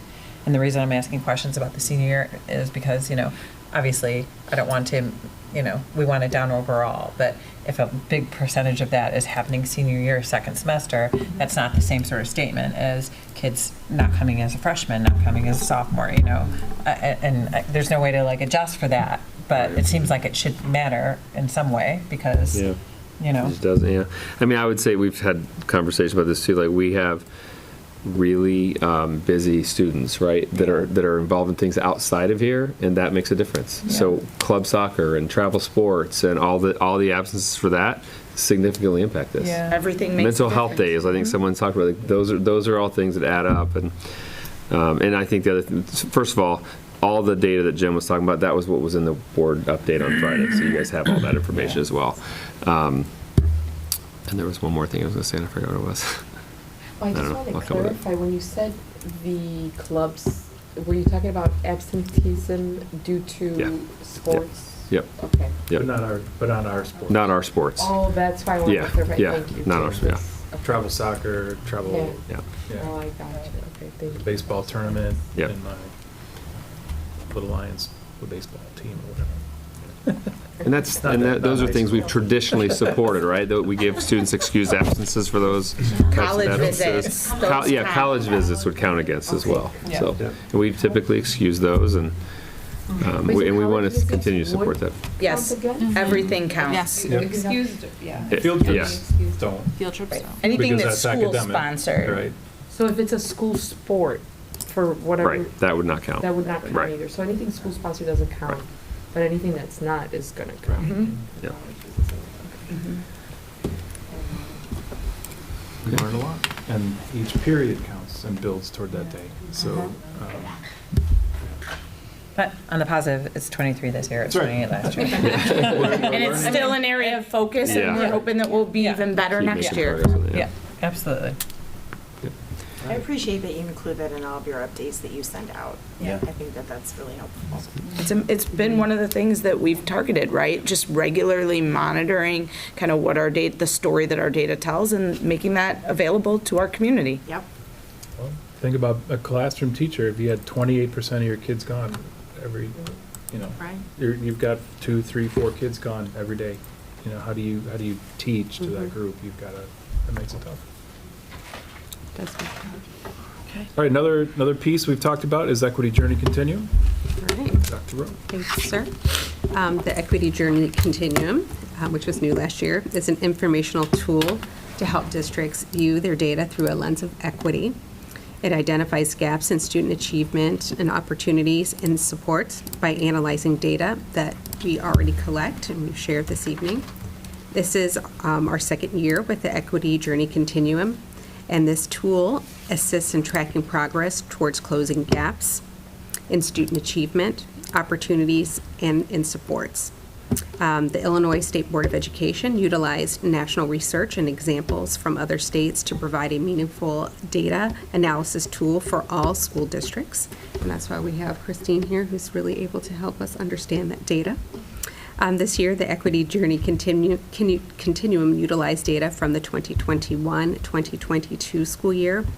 And it's important to note that this is not the same year's data presented in the beginning of the presentation. This year's assessment and report card data will be reflected on next year's Equity Journey Continuum. That makes sense? We're Pause. in arrears. So literally, it does not make sense. So the first 2.5 hours, none of that factored into this. So It will factor in next year. next year. Fascinating, huh? Yes. All right. So the Equity Journey Continuum looks at 3 data areas. One is student learning, learning conditions, and then elevating educators. Student learning utilizes data about student achievement, English learner proficiency, and former EL data, graduation rates, and access to AP as well as dual credit courses. The learning condition element considers expulsion and suspension rates, student attendance, and climate survey results. And the elevating educators looks at educator, student, and administrator demographics, teacher education and evaluation, and teacher qualifications. ISB utilized a series of formulas to calculate a level 1 through 4 in each of the categories for each school district. Level 1 indicates that the district has large gaps in equity in that area, while a level 4 signifies minimal equity gaps. For LT, the equity journey continuum identified large gaps in student learning, moderate gaps for learning conditions, and small gaps for elevating educators, which is where we were last year. The work outlined in our strategic plan is continuing to help guide our work as we actively seek to not just identify gaps, but to create opportunities to eliminate them. I feel like that's what we've really been talking about throughout our conversation this evening. All right. Which, we're ready to wrap up? Yeah. General report card observations, that combined graduation rate is over 95%. Our ninth grade on track is 96%. Chronic absenteeism is still high, but we've seen a marked improvement from the previous year. And then, some of the things that just general highlights. This is the first year they used the science score based on actual student performance rather than the percentage of kids that took the test. And so for the first time, they used the score, and we were 80% proficient. So we thought that was pretty great for the first time out of the box. Focus areas, again, this sort of hits on all of our goals. So, as you hear the different goal reports, you're going to see things in all of these. So really focusing professional development through professional learning communities to ensure that we're meeting the needs of all students in all areas. So that's goal 1, that's goal 3, that's goal 2. Our curriculum review is sort of a catalyst for a lot of this, at least where we can have those conversations and deliberately make changes. Having culturally responsive pedagogy is crucial to a lot of these goals, and you're going to see that in goals 2 and goal 1. Our expansion of co-teaching and special education is really driving some of these outcomes. Our implementation of a full-time bilingual program in Spanish, again, meeting the needs of kids where they wouldn't have had the access and opportunity. Same with partnership of equal opportunity schools. Really making some shifts in SAT prep and course alignment to make sure that we're giving kids, again, the opportunity to demonstrate what they've learned, understand what the test is all about, make that little incremental growth. And then ultimately continuing our prioritization of communication and supports related to student attendance and chronic absenteeism, and really communication all around. I mean, we've spent a lot of time tonight talking about a ton of information, but it's important that the community sees it and the community understands what this data actually means and what we're doing about it. That we're not just going to say, well, that's the way it is. No, we've got some action plans for all these areas. So I know it's a ton of information. I appreciate your time, attention, and your questions, really, because it helps us better understand how this is perceived in the community. Because a lot of times as educators, we look at this and we're like, oh, that means this, this, and this. But your perspective is really important because it helps us see maybe how a parent sees it or how a community member sees it. So. And I would add one thing that we've not said this whole night, but if you look at all of the different programs that are in place and the supports that are in place, it's because we have repeatedly came to the board the last 2 or 3 years and asked for supports in so many different areas, and you guys have been fantastic, whether it's co-teaching or bilingual programs or counselor social work. All the different things that we put in place is because you guys have supported that. And there's so many celebrations in this report and in the data. We're proud of that. We know we have a ton more work to do, but it all starts with the support that you guys provide financially. So we appreciate that. I just think, Scott, what you said at the end there is just so important. You said that several times throughout this meeting that, yes, we're at 54, 56% proficiency rate, but state average, we're still in the 98th or 90, so I think those messages are so important for us to be sharing with the community because it's, they look at that and say, well, 56% is an F. What are we doing, right? But I don't know. I just think it's important that data is clear for our community to. Well, and I think it's also important to note that the state of Illinois has the highest bar for being proficient. If our students were to go to another state and hit their bar, we would see a much higher rate because Illinois sets the bar so much higher than surrounding states. Oregon just lowered their bar to get more kids across. They kind of took a beating in the news on that one. Yeah, for sure. Thanks for bringing that up, Kristen, because I would have said the same thing. I mean, Illinois, as far as a state and what our expectations are and where we set our levels is by far one of the highest across the nation. So, I mean, that really is that you guys listen and take all these things into consideration. We're working really hard as a team together to really elevate our students, and you know they're already really great, incredible students. So you're doing a really great job. This was really, really impressive. Thank you. I completely echo what you're saying, Carrie. And Brian, thank you for the nice comments to the board, but thanks to all of you for all that you are doing every day to make LT the best educational experience for our students, for being unwavering in your desire to get better and to improve. This was a huge presentation, but I know it's like, it's like minuscule to like the whole picture. And also just, I want to say like just one other thing, how exciting it is to have these conversations and have the framework of the strategic plan to kind of monitor the progress. I mean, the fact that this is, what, year 2 in earnest? Yeah. Year 2. Ever, Yep. really, in Yeah. LT's history. It's so important, and just thank you all for the incredible work that you're doing, the perseverance, and again, just digging in day after day after day, doing the important work that you all do.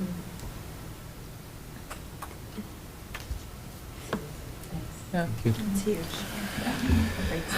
All right, yeah, I did, honestly. All right. All right. Our next item on the agenda is the second opportunity for public participation. And seeing as though we do not have anybody signed up, we're going to move on to our final portion, which is the resolution, but I feel like if pause not, to let the pause and administrators let leave. the administrators go home. It's already been a long night. Thank you again. Thank you. Thank you, guys. Thank you. It was very well done. Maybe the board. Very well done. Take Yeah, a take a quick break. bathroom break. Yeah, for sure. Quick bathroom break. Bye, everybody. Thank you. Bye, Jen. Okay. I'll be taking your garbage. Sure.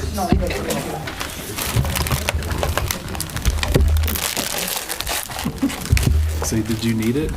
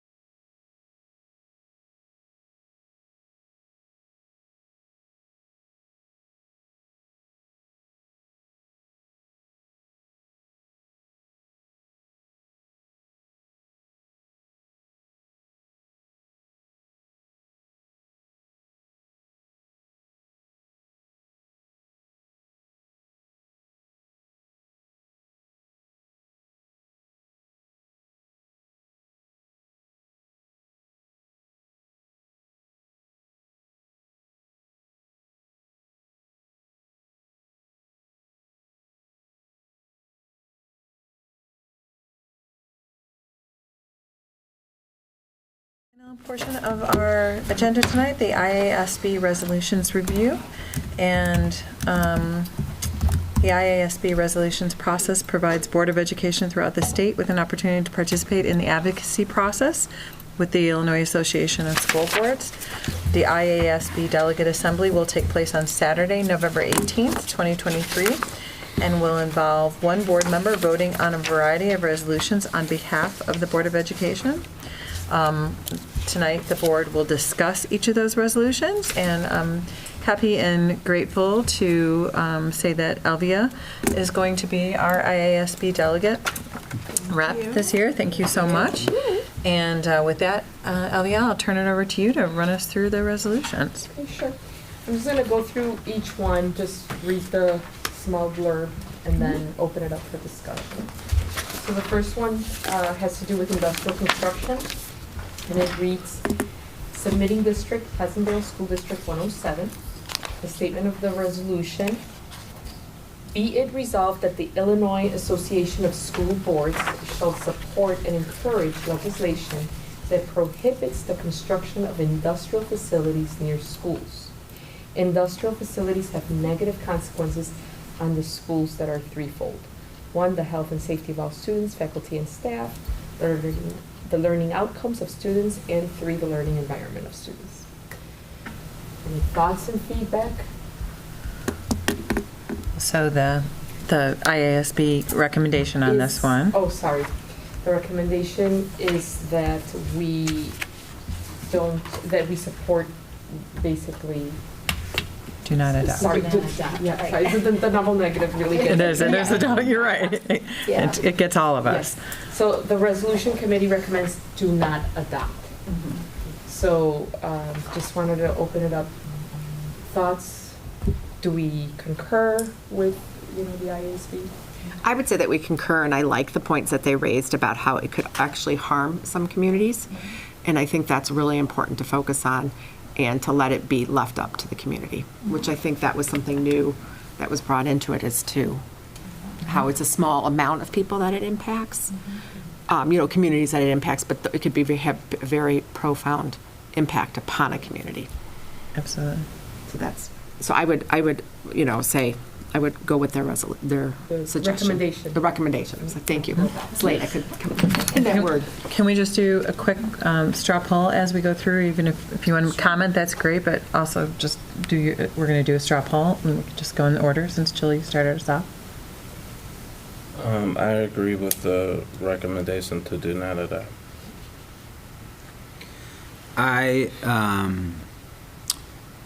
do not agree with industrial the verbiage that's in here. I agree with it, that there should not be industrial development next to a school.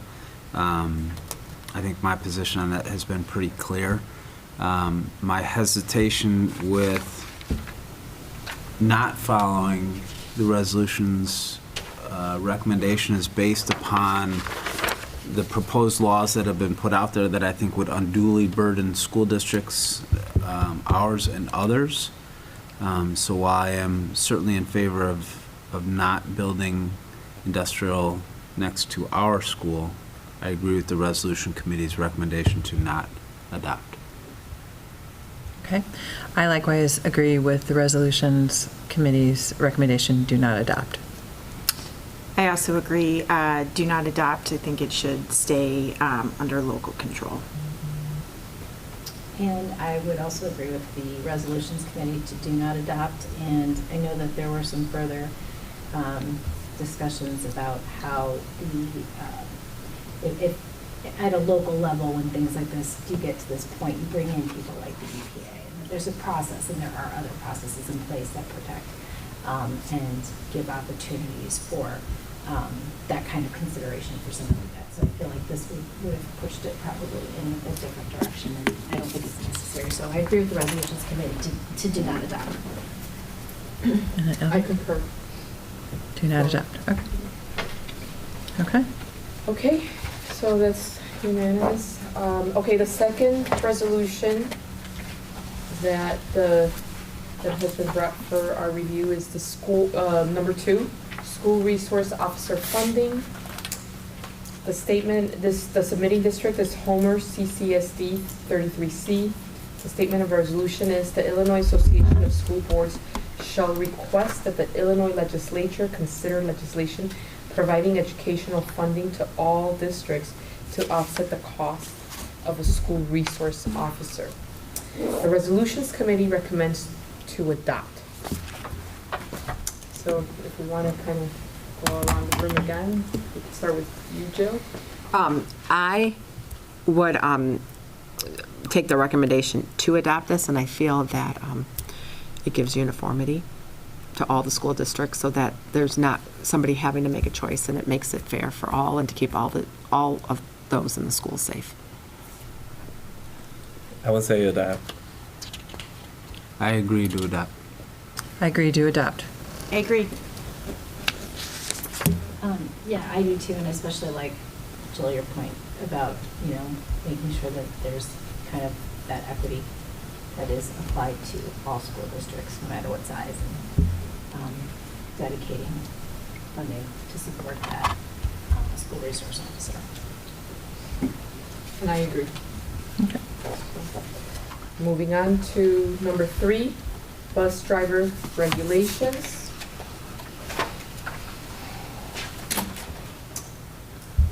The submitting district, Mercer County, SD404. Statement of resolution. The Illinois Association of School Boards shall support changes to the federal and state school transportation regulations that return licensing requirements and driver trainer liability back to pre-February 2023 levels at minimum. Allow local training and testing for bus driver candidates and increase the transportation reimbursement rate from the state of Illinois to 100%. Regulations that need to be changed, improved, or eliminated altogether include local in district or ROE behind the wheel and classroom required hours should be accepted, not just those from nationally recognized trainers that are only available in commercial driving programs. And number 2, remove liability that is borne by new driver trainers concerning the drivers they certify. The recommendation from the resolution committee recommends to adopt.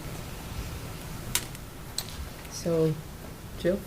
I would also go with to adopt, and I really thought reading some of the, information about this and the equity that you have some schools, like that one school that said they could circle the earth like 3 times or something like that, Right. really put it in perspective where you might have a school that doesn't have any transportation cost.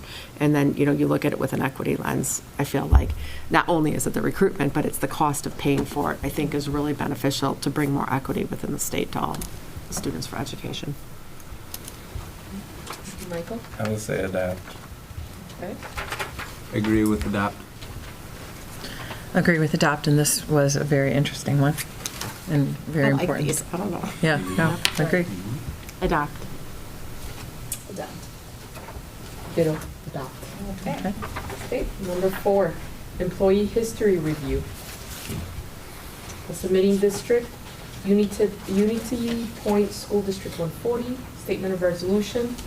Be it resolved that the Illinois Association of School Boards shall request the Illinois legislature consider using the Illinois Department of Child and Family Services Child Abuse and Neglect Tracking System as a means to fulfill the employment history review. The resolution committee recommends do not adopt. Jill?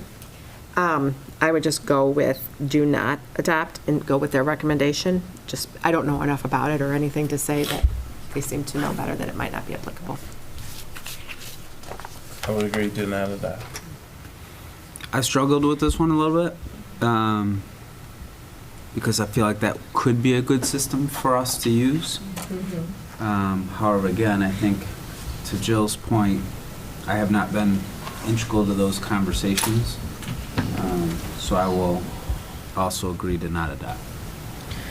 Yeah, I was actually going to ask you, Brian, for input on this one in terms of where we are now. Yeah, I'd have to get that information. Yeah. Yeah. I was wondering that too. Yeah, okay. So I would agree that at this point, do not adopt. Without, Because Faith's Law yeah. was enacted, how many years ago was it? Yeah, it's recent. I mean, we just did Faith Law training with all of our staff on August 16th. It's not that old. Right.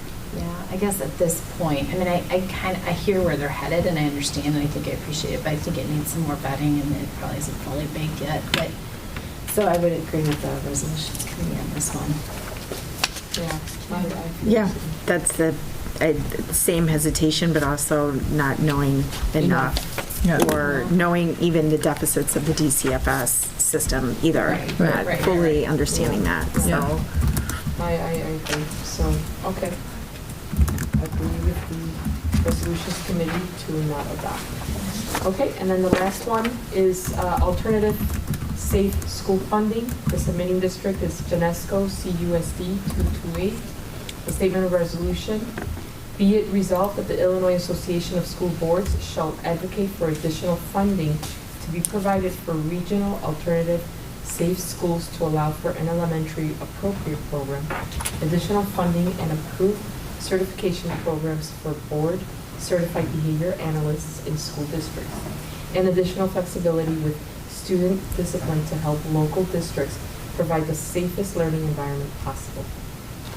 We also ask that the state legislature review SB 100 and make any necessary changes to allow for more local control as it relates to student discipline post-COVID, especially at the elementary and middle school levels. The Resolutions Committee recommends do not adopt. I'll just go with that recommendation. I would go with the recommendation. It especially focuses on middle school and elementary, so I don't know that it's really applicable for high school. I'm always a fan of providing more supports, especially our BCBAs and especially our elementary. I agree with what has already been shared about this one as well, especially with Senate Bill 100, so I would also agree to not adopt. I, as well, do not agree with do not adopt. I agree, do not adopt.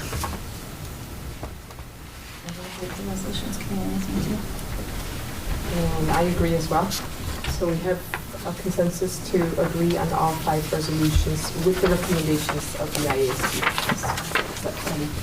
Okay, great. Yeah. Thank you so much, Alvia. Yeah, thank you very much. Okay, well, that was the last item on our agenda, so we're ready to adjourn. May I please have a motion to adjourn the meeting? So moved. Second.